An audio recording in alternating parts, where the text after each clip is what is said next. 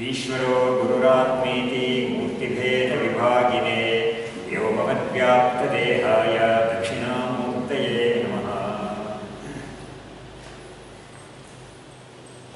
ಆಗಿದೆಯಲ್ಲ ಸ್ಟ್ಯಾಂಡ್ ಆರಿಸಿಂದ ಬಂದಿದೆಯಲ್ಲ. ನಾವು ಈ ಪೇಜ್ 12 ಇದೆಯಲ್ಲ ಬುಕ್ಕಲ್ಲಿ 12ನೇ ಪೇಜ್, ಅದರಲ್ಲಿ ನಾವು ಈ ಭಕ್ತಿ ಅನ್ನೋದು ಪರಾಭಕ್ತಿ ಅನ್ನೋ ವಿಷಯದಲ್ಲಿ ನೋಡ್ತಾ ಇದ್ವಿ. ಅದರಲ್ಲಿ ಒಂದು ತುಂಬ ಚೆನ್ನಾಗಿರೋ ಒಂದು ಶ್ಲೋಕ ನಾವು ಅವತ್ತು ಗಮನಕ್ಕೆ ತಗೊಂಡ್ವಿ. ಶಿವಯಿತ್ಯಹಮಿತ್ ಉಭೌನ ಭಿನ್ನೌ ಶಿವಯೇ ವಾಹಂ ಅಹಂ ಶಿವಸ್ಸ ಏವ ಯದಿ ನೈವಂ ಅನಾತ್ಮತಾ ಶಿವಸ್ಯ ಪ್ರಸರೇತ್ ಅಪಿ ಅಶಿವತ್ವಂ ಆತ್ಮನೋಪಿ ಅಂತ ಈ ಶ್ಲೋಕ ತುಂಬ ಸುಂದರವಾಗಿರೋ ಶ್ಲೋಕ. ಸ್ವಲ್ಪ ಎಕ್ಸ್ಪ್ಲೇನ್ ಮಾಡದೇ ಇದ್ದರು. ಅಂದರೆ ಶಿವ ಅನ್ನೋದು ನಾನು ಅನ್ನೋದು ಎರಡು ಕೂಡ ಬೇರೆ ಬೇರೆ ಅಲ್ಲ ಖಂಡಿತ. ಅದು ಅಲ್ಲ ಅಂತ ನಾವು ಏನಾದರೂ ತೀರ್ಮಾನ ಮಾಡಿಕೊಂಡ್ರೆ ಅದರಿಂದ ಏನೋ ಒಂದು ಅನ್ಡಿಸೈರಬಲ್ ಕಾನ್ಸಿಕ್ವೆನ್ಸ್ ಅಂತ ಹೇಳ್ತೀವಲ್ಲ, ಅದೇನಾಗುತ್ತೆ ಅಂತ ಹೇಳಿದ್ರೆ ಅದನ್ನು ವಿವರಣೆ ಮಾಡ್ತಾ ಇದ್ದಾರೆ. ಯದಿ ನೈವಂ ಅನಾತ್ಮತಾ ಶಿವಸ್ಯ ಪ್ರಸರೇತ್. ಆತ್ಮ ಅನ್ನೋದು ಅನಾತ್ಮ ಅನ್ನೋದು ಎರಡು, ಅಂದರೆ ಆತ್ಮ ಅನ್ನೋದಕ್ಕೆ ಆಪೋಸಿಟ್ ಅನಾತ್ಮ ಅನ್ನೋದು.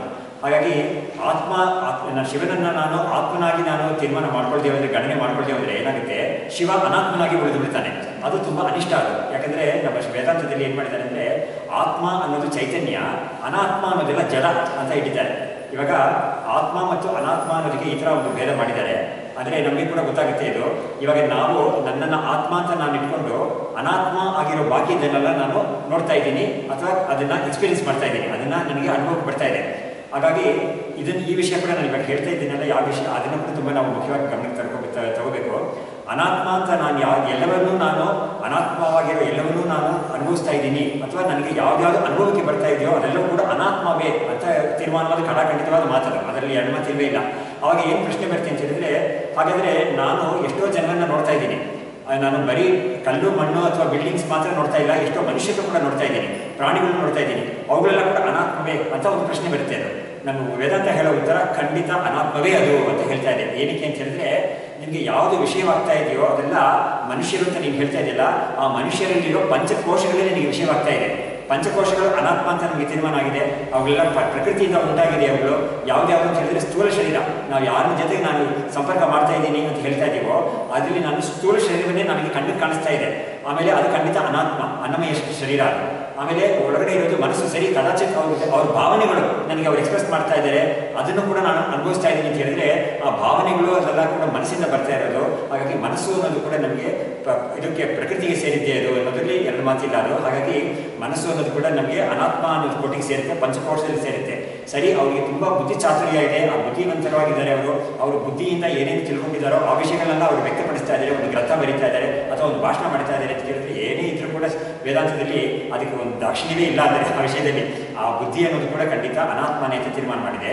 ಸರಿ, ಅವನು ಒಂದು ವ್ಯಕ್ತಿ, ಅವನು ಈಗೋ ಅಂತ ಒಬ್ಬ ಇದ್ದಾರಲ್ಲ, ಒಂದು ಅಹಂಕಾರ ಇಟ್ಕೊಂಡು ಅವನು ವ್ಯಕ್ತಿ ಆಗಿದ್ದಾರಲ್ಲ, ಅವರು ಕೂಡ ಖಂಡಿತ ಅನಾತ್ಮನೇ. ಹಾಗಾಗಿ ನನಗೆ ಯಾವ್ಯಾವ್ದು ಅನುಭವಿಸ್ತಾ ಇದ್ದೀನೋ ಅದೆಲ್ಲ ಖಂಡಿತ ಅನಾತ್ಮ ಅನ್ನೋದ್ರಲ್ಲಿ ನಮಗೆ ತೀರ್ಮಾನ ಇದೆ. ಅದು ಮನುಷ್ಯರಾಗಿದ್ದರೂ ಪರವಾಗಿಲ್ಲ, ಅದು ಅನಾತ್ಮನೇ.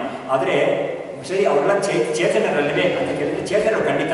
ಆದರೆ ನಿನಗೆ ವಿಷಯವಾಗ್ತಾ ಇರೋದು ಯಾವುದು ಅಂತ ಹೇಳಿದ್ರೆ, ಅವರಲ್ಲಿರೋ ಅಚೇತನವಾದ ಒಂದು ಅನಾತ್ಮವಾಗಿರೋ ಒಂದು ವಸ್ತು ಇದೆಯಲ್ಲ, ಅದೇ ನಿನಗೆ ವಿಷಯವಾಗ್ತಾ ಇದೆ. ಆದರೆ ಅವರಲ್ಲಿರೋ ಚೈತನ್ಯ ಇದೆಯಲ್ಲ, ಅದು ನಿನಗೆ ವಿಷಯವಾಗೋದೇ ಇಲ್ಲ. ಯಾಕಂದರೆ ಆ ಚೈತನ್ಯ ನೀನೇನೇ, ನಾನೇ ಆ ಚೈತನ್ಯ, ಅವರಲ್ಲಿರೋ ಚೈತನ್ಯ ಕೂಡ ನಾನೇನೆ.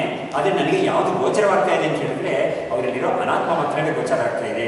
ಅವರಲ್ಲಿರೋ ಆತ್ಮ ನನಗೆ ಗೋಚರವಾಗೋದಿಲ್ಲ ಖಂಡಿತ. ಯಾಕಂದರೆ ಆತ್ಮ ಅಂದರೆ ಕಣ್ಣಿಗೆ ಕಿವಿಗೆ ಇದಕ್ಕೆಲ್ಲ ಸಿಗೋದಿಲ್ಲ, ಅದು ನನ್ನ ಆತ್ಮ ಚೈತನ್ಯವೇ ಅದು. ಹಾಗಾಗಿ ಅದರಲ್ಲಿ ನಾವು ಯಾವುದನ್ನ ಆತ್ಮ, ನಾನು ಅವರು ಅಂತ ಹೇಳ್ತಾ ಇದ್ದೀನಲ್ಲ, ಅದರಲ್ಲಿ ಯಾವುದು ಆತ್ಮ ಅಂತ ಕೇಳಿಕೊಂಡ್ರೆ, ಸರಿ ಅದನ್ನು ತೋರಿಸಿ ನೀವು ಮತ್ತೆ ಯಾರಾದರೂ ಕೇಳಿದರೆ ನಾವು ಹೇಗೆ ತೋರಿಸ್ಬೇಕು ಅಂತ ಹೇಳಿದ್ರೆ, ಅದಕ್ಕೊಂದು ಶ್ಲೋಕ ನಾವು ಹಿಂದೆ ನೋಡಿದ್ದೀವಿ. ಯಾವುದು ಅಂತ ಹೇಳಿದ್ರೆ,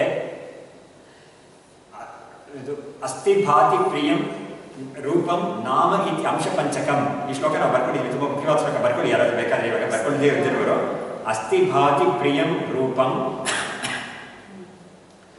ನಾಮ ಇತ್ ಅಂಶ ಪಂಚಕಂ. ನಾಮ ಇತಿ ಅಂಶ ಪಂಚಕಂ ಅನ್ನೋದು ಮೊದಲನೇ ಲೈನು. ಅಸ್ಥಿ ಭಾತಿ ಪ್ರಿಯಂ ರೂಪಂ ನಾಮ ಇತಿ ಅಂಶ ಪಂಚಕಂ ಮೊದಲನೇ ಲೈನು, ಅಂಶ ಪಂಚಕಂ. ಎರಡನೇ ಲೈನು ಆದ್ಯತ್ರಯಂ ಬ್ರಹ್ಮರೂಪಂ ಮಾಯಾರೂಪಂ ತಥೋದ್ವಯಂ ಅಂತ. ಆದ್ಯತ್ರಯಂ ಬ್ರಹ್ಮರೂಪಂ ಮಾಯಾರೂಪಂ ತಥೋದ್ವಯಂ ಅಂತ.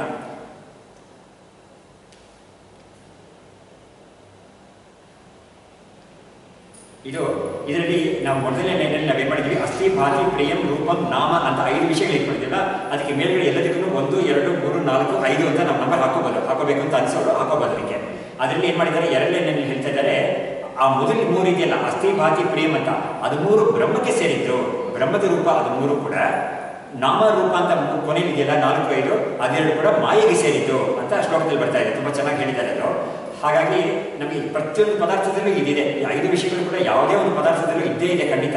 ಅದು ಇಲ್ಲದೇ ಇರೋ ಪದಾರ್ಥ ಯಾವುದೂ ಇಲ್ಲವೇ ಇಲ್ಲ. ಈ 5 ಇರುತ್ತೆ ಖಂಡಿತ, ಯಾವುದೇ ಪದಾರ್ಥಕ್ಕೂ ಕೂಡ ಈ 5 ಇರುತ್ತೆ. ಅದು ಆ 5ರಲ್ಲಿ ನಾವೇನು ಮಾಡ್ತಾ ಇದ್ದೀವಿ, ಈ ಅಸ್ಥಿ ಭಾತಿ ಪ್ರಿಯಂ ಅನ್ನೋದು ನಮಗೆ ಕಣ್ಣಿಗೆ ಗೋಚರವಾಗ್ತಾ ಇಲ್ಲ, ಆದರೆ ನಮಗೆ ಅದನ್ನು ರೆಕಗ್ನೈಸ್ ಮಾಡೋಕ್ಕಾಗುತ್ತೆ, ನಮಗೆ ಅನುಭವಕ್ಕೆ ಬರುತ್ತೆ ಅದು. ಹಾಗಾಗಿ ಆ ವಿಷಯ ಯಾವುದು ಅಂತ ಹೇಳಿದ್ರೆ ಅಸ್ಥಿ ಭಾತಿ ಪ್ರೇಮ್, ಆ ವಸ್ತು ಆ ವ್ಯಕ್ತಿ ಇದಾನೆ ಅಂತ ಗೊತ್ತಾಗುತ್ತೆ ಖಂಡಿತ. ಆ ಅಸ್ಥಿ ಅಂತ ಇದೆಯಲ್ಲ ಅದು ಖಂಡಿತ ಮಾರ್ಪಾಡಾಗೋದೇ ಇಲ್ಲ, ಅದು ಬ್ರಹ್ಮಕ್ಕೆ ಸೇರಿದ್ದದು, ಆತ್ಮನಿಗೆ ಸೇರಿದ್ದದು. ಹಾಗಾಗಿ ಅಸ್ಥಿ ಅನ್ನೋದು. ಆಮೇಲೆ ಭಾತಿ ಅಂತ ಹೇಳಿದ್ರೆ ಅವ್ರು ನನಗೆ ಜ್ಞಾನಕ್ಕೆ ವಿಷಯವಾಗ್ತಾ ಇದ್ದಾರೆ ಅವರು. ಹಾಗಾಗಿ ಭಾತಿ ಅಂದರೆ ಭಾನಂ ಅಂತ, ಭಾನಂ ಅಂದರೆ ಬೆಳಕು ಅಂತ ಅರ್ಥ. ವಾಸ್ತವವಾಗಿ ಭಾನಂ ಅಂದರೆ ಬೆಳಗ್ತಾ ಇದೆ ಅಂತ. ಆದರೆ ಆ ಬೆಳಕು ಬಂದ್ಬಿಟ್ಟು ನಾವು ಈ ಲೋಕಲ್ ಬೆಳಕು ಹೇಳ್ತೀವಿ, ಅದೆಲ್ಲ ಒಂದು ದೀಪದಿಂದ ಬರೋ ಬೆಳಕು, ಆ ಬೆಳಕಲ್ಲ, ಫಿಸಿಕಲ್ ಲೈಟ್ ಅಲ್ಲ, ಅದು ಆತ್ಮ ಚೈತನ್ಯ. ಹಾಗಾಗಿ ಶೈನ್ ಅಂತ ಹೇಳ್ತೀವಿ ಅದನ್ನು. ಇದು ಎಲ್ಲರೂ ಕೂಡ ನನಗೆ ಆ ಜ್ಞಾನಕ್ಕೆ ವಿಷಯವಾಗ್ತಾ ಇದ್ದಾರೆ. ಹಾಗಾಗಿ ಅದು ಕೂಡ ಅನಾತ್ಮ ಅಲ್ಲ ಖಂಡಿತ, ಅದು ಆತ್ಮಕ್ಕೆ ಸೇರಿದೆ. ಅದು ಪ್ರಿಯಂ ಅಂತ ಒಂದಿದೆ. ಆ ಪ್ರಿಯಂ ಅನ್ನೋದು ಖಂಡಿತ ಎಲ್ಲದರಲ್ಲೂ ಇದ್ದೇ ಇದೆ, ಎಲ್ಲ ವಸ್ತುವಿಗೂ ಕೂಡ ಪ್ರಿಯಂ ಅನ್ನೋದಿದೆ. ಎಷ್ಟೇ ಒಂದು ಸಣ್ಣ ವಿಷಯವಾಗಲಿ, ಒಂದು ಕೀಳಾದ ವಿಷಯ ಅಂತ ನಾವು ಯಾವುದನ್ನೇ ಕೂಡ ಲೋಕದಲ್ಲಿ ಗಣನೆ ಮಾಡಿದ್ರು ಕೂಡ ಅದರಲ್ಲಿ ಕೂಡ ಒಂದು ಪ್ರಿಯಕ್ಕೆ ಪಾತ್ರವಾದ ಒಂದು ವಸ್ತು ಇದೆ, ಒಂದು ಅಂಶ ಇದೆ ಇದರಲ್ಲಿ. ಆಮೇಲೆ ಬೇರೆ ಎರಡು ಯಾವುದು ಅಂತ ಹೇಳಿದ್ರೆ ನಾಮ ರೂಪ. ಆ ಒಂದು ವ್ಯಕ್ತಿಗೆ ಬಂದ್ಬಿಟ್ಟು ಒಂದು ಹೆಸರು ಕೊಟ್ಟಿದ್ದೀವಿ ನಾವು, ಆಮೇಲೆ ಒಂದು ರೂಪ, ಅದಕ್ಕೊಂದು ಶೇಪ್ ಆರ್ ಫಾರ್ಮ್ ಇರ್ತದೆ. ಸೊ ಈ ನಾಮ ರೂಪ ಎರಡನೇ ನಮಗೆ ಇಂದ್ರಿಯಕ್ಕೆ ಗೋಚರವಾಗುತ್ತೆ. ಆದರೆ ಈ ಅಸ್ಥಿ ಭಾತಿ ಪ್ರಿಯಂ ಅನ್ನೋದು ನಮಗೆ ವಾಸ್ತವವಾಗಿ ಇರೋ ಚೈತನ್ಯ ಸ್ವರೂಪ. ಅದು ಆ ಚೈತನ್ಯದ ಒಂದು ಲಕ್ಷಣ. ಅದು ಮಾತ್ರ ನಮಗೆ ಆತ್ಮನಿಗೆ ಸೇರಿದ್ದು ಅಂತ. ಹಾಗಾಗಿ ಎಲ್ಲ ವ್ಯಕ್ತಿಗಳಲ್ಲೂ ಕೂಡ ನಮಗೆ ನಾವು ಮನುಷ್ಯರ ಜೊತೆಗೇನೆ ನಾವು ಇಂಟ್ರಾಕ್ಟ್ ಮಾಡ್ತಾ ಇದ್ದೀವಿ, ಅವರೆಲ್ಲ ನನಗೆ ವಿಷಯವಾಗ್ತಾ ಇದ್ದಾರೆ ಅಂತ ಹೇಳುವಾಗ ಕೂಡ ಈ ಅಸ್ಥಿ ಭಾತಿ ಪ್ರಿಯಂ ಅಂತ 3 ಇದೆಯಲ್ಲ ಅದು ಮಾತ್ರ ಆತ್ಮನಿಗೆ ಸೇರಿದ್ದು, ನಾಮರೂಪ ಮಾತ್ರ ಮಾಯೆಗೆ ಸೇರಿದ್ದು ಅಂತ. ಅದು ಚೇಂಜ್ ಆಗ್ತಾನೆ ಇರುತ್ತೆ. ಹೀಗೆ ಇದರಲ್ಲಿ ಕೂಡ ನಾವು ಒಂದು ಕಾಮನ್ ಫ್ಯಾಕ್ಟರ್ ನೋಡ್ಬೋದು. ಕಾಮನ್ ಫ್ಯಾಕ್ಟರ್ ಯಾವುದು ಅಂತ ಹೇಳಿದ್ರೆ ಎಲ್ಲದರಲ್ಲೂ ಇರೋದೊಂದು, ಅದಕ್ಕೆ ಕಾಮನ್ ಫ್ಯಾಕ್ಟರ್ ಅಂತ ಹೇಳ್ತೀವಿ. ಒಂದರಲ್ಲಿ ಮಾತ್ರ ಇದೆ, ಇನ್ನೊಂದರಲ್ಲಿ ಇಲ್ಲ ಅನ್ನೋದಕ್ಕೆ ಅನ್ಕಾಮನ್. ಅದನ್ನ ಕಾಮನ್ ಫ್ಯಾಕ್ಟರ್, ಅನ್ಕಾಮನ್ ಫ್ಯಾಕ್ಟರ್ ಅಂತ ನಾವು ಗಣನೆ ಮಾಡಿ ನೋಡಿದ್ರೆ ಈ ಅಸ್ಥಿ ಭಾತಿ ಪ್ರಿಯಂ ಅನ್ನೋದು ಎಲ್ಲರಲ್ಲೂ ಇದ್ದೇ ಇದೆ. ಸರಿ, ನಾಮರೂಪ ಮಾತ್ರ ಎಲ್ಲರಲ್ಲೂ ಇಲ್ವಾ ಅಂತ ನಾವು ಕೇಳ್ಬೋದು, ಯಾರಾದ್ರೂ ಪ್ರಶ್ನೆ ಕೇಳ್ಬೋದು ಖಂಡಿತ. ಆದರೆ ಆ ನಾಮರೂಪ ಅನ್ನೋದು ಮಾತ್ರ ಚೇಂಜ್ ಆಗಿಬಿಡುತ್ತೆ. ಇವ್ರಿಗಿರೋ ನಾಮ ಅವ್ರಿಗಿಲ್ಲ, ಇವ್ರಿಗಿರೋ ರೂಪ ಇನ್ನೊಬ್ರಿಗಿಲ್ಲ. ಹಾಗಿರೋದ್ರಿಂದ ಅಸ್ಥಿ ಭಾತಿ ಪ್ರಿಯಂ ಅನ್ನೋದು ಮಾತ್ರ ಅಂಶ ಎಲ್ಲದರಲ್ಲೂ ಇದೆ. ಒಂದು ಕಲ್ಲಲ್ಲೂ ಇದೆ, ಮಣ್ಣಲ್ಲೂ ಇದೆ, ಒಂದು ಸಣ್ಣ ವಿಷಯದಲ್ಲೂ ಇದೆ, ಒಂದು ಹುಳಲ್ಲೂ ಇದೆ, ಆಮೇಲೆ ನಮಗೆ ಬೇಡದೇ ಇರೋ ಒಂದು ವಸ್ತುವಲ್ಲೂ ಕೂಡ ಇರುತ್ತೆ. ಅದಕ್ಕೆ ನಾನು ಸಾಮಾನ್ಯವಾಗಿ ಕೊಡೋ ಉದಾಹರಣೆ ಇದು, ಮತ್ತೆ ಹೇಳಿದ್ದೀನಿ ಉದಾಹರಣೆ ಎಷ್ಟೋ ಸತಿ ಅದನ್ನ. ಇವಾಗ ಒಂದು ಕಡೆ ಯಾರೋ ಉಗಿದಿದ್ದಾರೆ, ಅಂದರೆ ಕಫ ಉಗಿದಿದ್ದಾರೆ ಅಂತ ಇಟ್ಕೊಳ್ಳೋಣ. ಅದು ಅವರಿಗೆ ಬೇಡ ಅಂತ ಉಗಿದಿದ್ದಾರೆ, ಅವ್ರಿಗೆ ಇಷ್ಟ ಇಲ್ಲ ಅಂತ ಉಗಿದಿದ್ದಾರೆ. ಆದರೆ ಅದನ್ನು ತಿನ್ನಕ್ಕೆ ಕಾಗೆ ಬಂದು ತಿಂತಾ ಇರುತ್ತೆ, ಅದಕ್ಕೆ ಪ್ರಿಯವಾಗಿದೆ. ಹಾಗಾಗಿ ಆ ವಸ್ತುವಿನಲ್ಲಿ ಪ್ರಿಯತ್ವ ಅಂತ ಏನೋ ಒಂದಿದೆ, ಅದರಿಂದ ಅದಕ್ಕೆ ಒಂದು ಸಿಕ್ಕಿದೆ, ಅದು ಹಾಗಾಗಿ ಅದಕ್ಕೆ ಬೇಕಾಗಿದೆ. ಆದರೆ ಇವನೇ ಕೂಡ ಇದನ್ನು ಉಗಿದವನು ಏನೋ ಅವ್ರಿಗೆ ಕದಾಚಿತ್ ಯಾರೋ ಮೆಡಿಕಲ್ ಇದರಲ್ಲಿ ಬಂದ್ಬಿಟ್ಟು ಅವರು ಇದನ್ನು ನೀನು ಸ್ಪೂಟಮ್ ಟೆಸ್ಟ್ ಅಂತ ಹೇಳ್ತಾರಲ್ಲ, ಆ ಎಕ್ಸಾಮಿನೇಷನ್ಗೆ ನೀನು ತಗೊಂಬ ಅಂತ ಅವರು ಪ್ಯಾಥಾಲಜಿಕಲ್ ಲ್ಯಾಬ್ರೇಟರಿ ಹೇಳಿದ್ರೆ ಅದನ್ನು ಇವನೇ ಉಗಿದವನು ಏನು ಮಾಡ್ತಾನೆ, ಹೊರಗಡೆ ಉಗಿದ ಒಂದು ಡಬ್ಬಿಲಿ ಉಟ್ಕೊಳ್ತಾನೆ, ಅದನ್ನು ಭದ್ರವಾಗಿ ಇಟ್ಕೊಳ್ತಾನೆ, ಅದನ್ನು ಅಲ್ಲಿ ತಗೊಂಡು ಕೊಡಬೇಕು ಅಂತ. ಅದರಿಂದ ಇವನು ಕೂಡ ಪ್ರಿಯಂ ಅನ್ನೋದು ಅದರಲ್ಲಿ ಇದೆ. ಹಾಗಾಗಿ ಇವನಿಗೆ ನನಗೆ ಬೇಡ ಅಂತ ಅವನು ಅದನ್ನು ದೇಹದಲ್ಲಿ ಇರೋದು ಬೇಡಪ್ಪ ಇದು ಅಂತ ಅವ್ನು ತೆಗೆದು ಹಾಕಿದ್ರು ಕೂಡ ಅದಕ್ಕೆ ಏನೋ ಪ್ರಯೋಜನ ಇದೆ ಅಂತ ಅವ್ನಿಗೆ ಬಂದರೆ ಖಂಡಿತ ಅವನಿಗೂ ಕೂಡ ಅದರಲ್ಲಿ ಪ್ರಿಯತ್ವ ಅನ್ನೋದು ಬರುತ್ತೆ. ಅದು ಹಾಗಾಗಿ ಎಲ್ಲ ವಸ್ತುಗಳಲ್ಲೂ ಕೂಡ ಪ್ರಿಯತ್ವ ಅನ್ನೋದು ಇದ್ದೇ ಇದೆ ಅನ್ನೋದಿದೆ. ಹೀಗೆ ನಮ್ಮ ಮೇಷ್ಟ್ರು ನಮಗೆ ತಮಾಷೆ, ನಮಗೆ ಅವರಿಗೆ ಕ್ಲಾಸಲ್ಲಿ ಯಾವಾಗಲೂ ಹ್ಯೂಮರ್ ಅನ್ನೋದು ಇದ್ದೇ ಇರುತ್ತೆ. ಅದು ಅವ್ರು ಹೇಳೋರು ಅವ್ರ ತಂದೆ ತಾಯಿಗೆ ಏನೋ ಕಷ್ಟಪಟ್ಟು ಅವನಿಗೆ ಕೆಲವು ಸತಿ ಸಾಲ ಕೂಡ ಮಾಡಿ ಅವನಿಗೆ ಉಪನಯನ ಮಾಡಿರ್ತಾರೆ. ಅವ್ನು ಸಂಧ್ಯಾವನೆ ಏನು ಮಾಡೋದೇ ಇಲ್ಲ, ಆದರೆ ಆ ಜನವಾರ ಇದೆಯಲ್ಲ ಅದು ಅವನಿಗೆ ಬೆನ್ನು ಕೆರ್ಕೊಳ್ಳೋಕ್ಕಾಗುತ್ತೆ ಯಾವುದಾದ್ರೂ ಒಂದು ದಿವಸಕ್ಕೆ. ಅಥವಾ ಮುಂಚೆಲ್ಲ ಸೋಪ್ ಬಾರ್ ಬರ್ತಲ್ಲ, ಪೈನಾಪಲ್ ಸೋಪ್, ಅದನ್ನ ಪೀಸ್ ಕಟ್ ಮಾಡೋಕ್ಕೆ ಅವರಿಗೆ ಏನು ಮಾಡುತ್ತೆ, ಹೆಂಡತಿ ಕೇಳ್ತಾಳೆ ಸೋಪ್ ಕಟ್ ಮಾಡಿಕೊಡಿ ಅಂತ ಅವಳಿಗೆ ಹೋಗಿತಾ ಇರ್ತಾಳೆ. ಇವ್ನು ಏನು ಮಾಡ್ತಾನೆ, ಜನವಾರ ಇಟ್ಕೊಡೋದನ್ನ, ಯಾಕಂದ್ರೆ ಕತ್ತಿ ಸಿಗಲ್ಲ ಆ ಸಮಯಕ್ಕೆ, ಅದರಿಂದ ಕತ್ತಿಸ್ತಾನೆ ಇಟ್ಬಿಟ್ಟು ಆ ಥರ ತಮಾಷೆ ಹೇಳೋರು ಅವರು. ಹೀಗೆ ಅವರು ಇನ್ನೊಂದು ಕೂಡ ತಪ್ಪು ಇದೆ, ಇದು ಪ್ರಾಕ್ಟಿಕಲ್ ಆಗಿ ಈ ಥರ ಇರುತ್ತೆ ಅಂತ. ಅವನಿಗೆ ಯಾವುದಕ್ಕಾಗಿ ಅದನ್ನು ಹಾಕಿದ್ರು ಅದಕ್ಕೆ ಪ್ರಯೋಜನ ಆಗಲಿಲ್ಲ, ಆದರೆ ಏನೋ ಒಂದು ಪ್ರಯೋಜನಕ್ಕೆ ಆಗುತ್ತೆ ಇದು ಅಂತ ಹೇಳಕ್ಕೆ ಹೇಳಿದ್ರು. ಹೀಗೇನೆ ಸೈಕಲ್ ಹೋಗ್ತಾ ಇರ್ತಾನೆ, ಅವಳಿಗೆ ತುಂಬ ಸೈಕಲ್ ತಾನೇ ಇರೋದು, ಸೈಕಲ್ ಇದ್ರೆ ದೊಡ್ಡ ಕಾರ್ ಇಟ್ಕೊಂಡಿರ್ತಾರೆ ಆ ಕಾಲದಲ್ಲಿ. ಸರಿ, ಸೈಕಲ್ ಹೋಗ್ತಾ ಇರ್ತಾನೆ, ಅವಾಗ ಚೈನ್ ಕಳ್ಸ್ಕೊಂಡ್ಬಿಡ್ತಾರೆ. ಚೈನ್ ಕಳ್ಸ್ಕೊಂಡ್ಬಿಟ್ಟಾಗ ಏನಾಗುತ್ತೆ, ಮುಂದಕ್ಕೆ ಹೋಗೋದಕ್ಕೆ ಆಗೋದೇ ಇಲ್ಲ. ಅವಾಗ ಏನು ಮಾಡ್ತಾರೆ, ಸೈಕಲಿಂದ ಇಳಿದ್ಬಿಟ್ಟು ಅವ್ನು ಏನು ಮಾಡ್ತಾನೆ, ಚೈನ್ನ ತಿರ್ಗಿ ಅದಕ್ಕೆ ಹಾಕ್ತಾನೆ, ಆ ಜಾಗಕ್ಕೆ ಕರೆಕ್ಟಾಗಿ ಕೂಡಿಸಿದ ತಕ್ಷಣ ಕೈಗೆಲ್ಲ ಕೊಳೆ ಆಗುತ್ತೆ. ಯಾಕಂದರೆ ಅದು ಆಯಿಲ್ ಇರ್ತಲ್ವ ಅದರಲ್ಲಿ, ಅದನ್ನು ತೊಳ್ಕೊಳ್ಳೋಕ್ಕೆ ಅಥವಾ ಅದನ್ನು ಒರೆಸ್ಕೊಳ್ಳೋಕ್ಕೆ ಎಲ್ಲಾದರೂ ನೋಡ್ತಾನೆ. ಒಂದು ಹಳೆ ಬಟ್ಟೆ ಏನಾದರೂ ಬಿದ್ದಿದ್ರೆ ಬೇರೆ ಸಮಯದಲ್ಲಿ ಆ ಬಟ್ಟೆ ಕಣ್ಣಿಗೆ ಕೂಡ ನೋಡಲ್ಲ, ಖಂಡಿತ ಕೂಡ ನೋಡಲ್ಲ. ಆದರೆ ಆ ಸಮಯದಲ್ಲಿ ಅವ್ನಿಗೆ ಆ ಬಟ್ಟೆ ಬೇಕಾಗಿದೆ, ಪ್ರಯೋಜನ ಆಗ್ತಾ ಇದೆ, ಅದರಿಂದ ಒರೆಸ್ಕೊಂಡು ಅದನ್ನು ಹಾಕ್ಬಿಟ್ಟು ಅವ್ನು ಮುಂದಕ್ಕೆ ಹೋಗ್ತಾ ಇರ್ತಾನೆ ಅಂತ ಹೀಗೆ ಹೇಳೋರು. ಆ ಒಂದು ಬಟ್ಟೆಗೆ ಒಂದು 3 ಕಾಸು ಒಂದು ಪೈಸಾ ಕೂಡ ಉಪಯೋಗ ಇಲ್ಲ, ಅದು ಯಾರು ನೋಡೋದು ಕೂಡ ಇಲ್ಲ ಅದು, ಆದರೆ ಆ ಸಮಯದಲ್ಲಿ ನಮಗೆ ಅದು ಬೇಕಾಗಿದೆ ಅಂತ ಅನಿಸುತ್ತೆ ಅಂತ ಹೇಳ್ಬಿಟ್ಟು ಪ್ರಿಯಂ ಅನ್ನೋದು ಇದೆ, ಎಲ್ಲದರಲ್ಲೂ ಇದೆ ಅಂತ ಹೇಳಕ್ಕೆ ಅದನ್ನು ಹೇಳಿದ್ರು. ಹೀಗೆ ಶಿವ ಇತ್ ಅಹಮಿತ್ ಉಭವನ ಭಿನ್ನವು, ಶಿವ ಮತ್ತು ನಾನು, ಶಿವ ಅಂದರೆ ಇಲ್ಲಿ ಶಿವ ಅಂತ ಭಗವಂತ ಅಂತ ನಾವು ಇಟ್ಕೊಳ್ಬಾರ್ದು, ಚೈತನ್ಯ ಸ್ವರೂಪ ಅದು ಆತ್ಮ ಪರಮಾತ್ಮ, ಅದು ನಾನು ಎರಡು ಕೂಡ ಭಿನ್ನ ಅಲ್ವೇ ಇಲ್ಲ. ಅದು ಭಿನ್ನ ಅಂತ ತಿಳ್ಕೊಂಡ್ರೆ ಏನಾಗುತ್ತೆ ಅಂತ ಹೇಳಿದ್ರೆ ಆತ್ಮ ಅನ್ನೋದು ನಾನು, ಅದ್ರಲ್ಲಿ ಸಂಶಯವೇ ಇಲ್ಲ. ನನ್ನಿಂದ ಬೇರೆ ಅವನು ಅಂತ ತಿಳ್ಕೊಂಡ್ರೆ ಅವನು ಅನಾತ್ಮ ಕೋಟಿಗೆ ಸೇರಿಬಿಡ್ತಾನೆ. ಅನಾತ್ಮ ಅನ್ನೋದು ಖಂಡಿತ ಈ ಥರ ಜಡ ಅಂತ ಆಗುತ್ತೆ ಅದು. ಹಾಗಾಗಿ ಅದರ ಅನಿಷ್ಟ ಅದು ಖಂಡಿತ. ಪರಮಾತ್ಮನ ನಾವು ಜಡ ಅಂತ ನೋಡೋದು ತಪ್ಪದು, ಹೀಗಾಗುತ್ತೆ. ಸರಿ, ಇನ್ನೊಂದು ಅಷ್ಟು ಮಾತ್ರ ಅಲ್ಲ, ಅದು ಇನ್ನೊಂದು ಏನಾಗುತ್ತೆ ಅಂದರೆ ಶಿವ ನಾನಲ್ಲ ಅಂತ ತಾನೇ ನಾವು ತೀರ್ಮಾನ ಮಾಡ್ಕೊಂಡ್ವಿ. ಅವಾಗ ಏನಾಯ್ತು ಅಂದರೆ ಶಿವ ಅಂದರೆ ಮಂಗಳ ಸ್ವರೂಪ, ಅವಾಗ ನಾನು ಮಂಗಳ ಸ್ವರೂಪ ಅಲ್ಲ ಅಂತ ಆಯಿತು, ನಾನು ಅಮಂಗಳ ಸ್ವರೂಪ ಅಂತ ಆಯಿತು. ಯಾರಿಗೂ ಕೂಡ ತಾನು ಅಮಂಗಳವಾಗಿರಬೇಕು ಅಂತ ಯಾರಿಗೂ ಅನಿಸೋದೇ ಇಲ್ಲ. ಹಾಗಾಗಿ ನಾನು ಶಿವ ಮತ್ತು ನಾನು ಬೇರೆ ಬೇರೆ ಅಂತ ಅಂದ್ಕೊಂಡ್ರೆ ಒಂದು ಶಿವನಿಗೆ ಅನಾತ್ಮತ್ವ ಬರುತ್ತೆ, ಎರಡನೇದು ನನಗೆ ಅಮಂಗಳತ್ವ ಬರುತ್ತೆ, ಇದು ತೀರ್ಮಾನ ಆಗುತ್ತೆ. ಹಾಗಾಗಿ ಆ ಒಂದು ಸಿಚುವೇಶನ್ಗೆ ಜಡೆ ಕೊಡಬೇಡ, ಇದನ್ನು ಯಾವಾಗಲೂ ನನ್ನ ಸ್ವರೂಪವೇ ಅಂತ ತಿಳ್ಕೋ ಅಂತ ಅವರು ತುಂಬ ಸುಂದರವಾಗಿ ಇದನ್ನು ಬರೆದಿದ್ದಾರೆ. ಅವರು ಅದು ತುಂಬ ಬುದ್ಧಿವಂತಿಕೆ ಇದೆ ಅದರಲ್ಲಿ, ಖಂಡಿತ ಈ ಥರ ತೋರಿಸಿದ್ದಾರೆ. ಹೀಗೆ ಈ ಪರಾಭಕ್ತಿ ಅನ್ನೋದನ್ನು ನಾನೇ ಆ ಸ್ವರೂಪ ಅನ್ನೋದೇ ಪರಾಭಕ್ತಿ. ಪರ ಅಂತ ಹೇಳಿದ್ರೆ ಉತ್ಕೃಷ್ಟವಾದ್ದು, ಅಲ್ಟಿಮೇಟ್ ಅನ್ನೋದು, ಕಲ್ಮಿನೇಷನ್ ಅಂತ ಹೇಳ್ತೀವಲ್ಲ ಅದು. ಹಾಗಾಗಿ ಭಕ್ತಿ ಅನ್ನೋದರಲ್ಲಿ ಮೊದಲನೇ ಅಥವಾ ಕೆಳಗಿನ ಮಟ್ಟ ಮೊದಲನೇ ಹಂತ ಅನ್ನೋದನ್ನು ನಾವು ಸಾಮಾನ್ಯವಾಗಿ ಏನು ಮಾಡ್ತೀವಿ, ಒಂದು ಹೊರಗಡೆಯಿಂದ ಪೂಜೆ ಮಾಡೋದನ್ನು ಅಂಥದ್ದನ್ನೆಲ್ಲ ಭಕ್ತಿ ಅಂತ ಹೇಳ್ತೀವಿ. ಒಂದು ಕಡೆ ಹೋಗ್ಬಿಟ್ಟು ನಮಸ್ಕಾರ ಮಾಡ್ತೀವಿ, ಪ್ರದಕ್ಷಿಣೆ ಮಾಡೋದು, ಇಂಥದ್ದನ್ನೆಲ್ಲ ನಾವು ಭಕ್ತಿ ಅಂತ ಹೇಳ್ತೀವಿ. ಆದರೆ ಅದೆಲ್ಲ ಈ ಥರ ಒಂದು ಭಕ್ತಿಯಲ್ಲಿ ಹೋಗಿ ಸೇರಬೇಕು ಕೊನೆಯಲ್ಲಿ, ಅದೇ ಅದರ ಉದ್ದೇಶ. ಅದು ಅಲ್ಲೇ ನಿಂತುಬಿಟ್ರೆ ಅದಕ್ಕೆ ಪ್ರಯೋಜನ ಇಲ್ಲ ಅಂತ ಹೋಗುತ್ತೆ. ಅವುಗಳೆಲ್ಲ ಮಾಡೋದು ಬೇಡ ಅಂತ ಹೇಳಿಲ್ಲ, ಆದರೆ ಅವುಗಳೆಲ್ಲ ಮಾಡೋದು ಯಾತಕ್ಕೆ ಅಂತ ಹೇಳಿದ್ರೆ ಈ ಪರಾಭಕ್ತಿ ಅನ್ನೋದನ್ನು ಹೋಗಿ ಸೇರಬೇಕದು. ನೀನು ಬೇರೆ ನಾನು ಬೇರೆ ಅನ್ನೋ ಸ್ಥಿತಿ ಇರಬಾರ್ದು ಅಂತ ನೋಡಿ ಅದರಲ್ಲಿ ಕೂಡ ಏನು ಮಾಡಿದ್ದಾರೆ ಅಂದರೆ ಎಷ್ಟು ಚೆನ್ನಾಗಿ ತೋರಿಸಿದ್ದಾರೆ. ಇವಾಗ ಹೊರಗಡೆ ಇರೋ ವಸ್ತುಗಳೆಲ್ಲ ಇಟ್ಕೊಂಡು ನೀನು ಹೂವು, ಹಣ್ಣು, ಬತ್ತಿ ಇಂಥದ್ದೆಲ್ಲ ಇಟ್ಕೊಂಡು ಒಂದು ಪೂಜೆ ಮಾಡೋದು ಅಂತ ಹೇಳ್ಕೊಟ್ಬಿಟ್ಟು ಮುಂದಕ್ಕೆ ಏನು ಮಾಡಿದ್ರು, ಮಾನಸಿಕ ಪೂಜೆ ಅನ್ನೋದನ್ನು ಹೇಳ್ಕೊಟ್ಟಿದ್ದಾರೆ. ಹಾಗಾಗಿ ಆ ವಸ್ತುಗಳು ಇಲ್ಲದೇ ಹೋದರೂ ಕೂಡ ಆ ವಸ್ತುಗಳೆಲ್ಲ ನೀನು ಮನಸ್ಸಿಂದ ಕಲ್ಪನೆ ಮಾಡಿಕೊಂಡು ನೀನು ಒಂದು ಪೂಜೆ ಮಾಡಿದರೆ ಅದಕ್ಕೆ ಇನ್ನು ಸ್ವಲ್ಪ ಹೆಚ್ಚು ಬೆಲೆ ಅಂತ ಹೇಳಿದ್ದಾರೆ. ಯಾಕೆಂದರೆ ಅದಕ್ಕೆ ಶಾಸ್ತ್ರ ತುಂಬ ಚೆನ್ನಾಗಿ ಅದು ಹೇಳಿದೆ. ಯಾಕೆಂದರೆ ನೋಡಿ, ಇವಾಗ ಹೊರಗಡೆಯಿಂದ ವಸ್ತುಗಳೆಲ್ಲ ಸೇರ್ಕೊಂಡು ಪೂಜೆ ಮಾಡ್ತಾ ಇದ್ರೆ ನಮಗೆ ಕದಾಚಿತ್ ಮನಸ್ಸು ಅಲ್ಲಿ ಇಲ್ಲದೆ ಹೋಗ್ಬೋದು. ಅದೇ ಅದಕ್ಕೆ ತುಂಬ ಚೆನ್ನಾಗಿ ಹೇಳ್ತಾರೆ, ಇವನು ಅರ್ಚನೆ ಮಾಡ್ತಾ ಇರ್ತಾನೆ, ಒಳ್ಳೊಳ್ಳೆ ವಸ್ತುಗಳೆಲ್ಲ ಪಾಪ ಹೆಂಡತಿ ತಂದು ಕೊಟ್ಟಿರ್ತಾಳೆ, ಒಳ್ಳೊಳ್ಳೆ ವಸ್ತ್ರ, ಒಳ್ಳೊಳ್ಳೆ ಬೆಳ್ಳಿ ಸಾಮಾನೆಲ್ಲ ಇಟ್ಟು ಇವನು ಪೂಜೆ ಮಾಡೋದು ಹೇಳ್ತಾ ಇರ್ತಾಳೆ.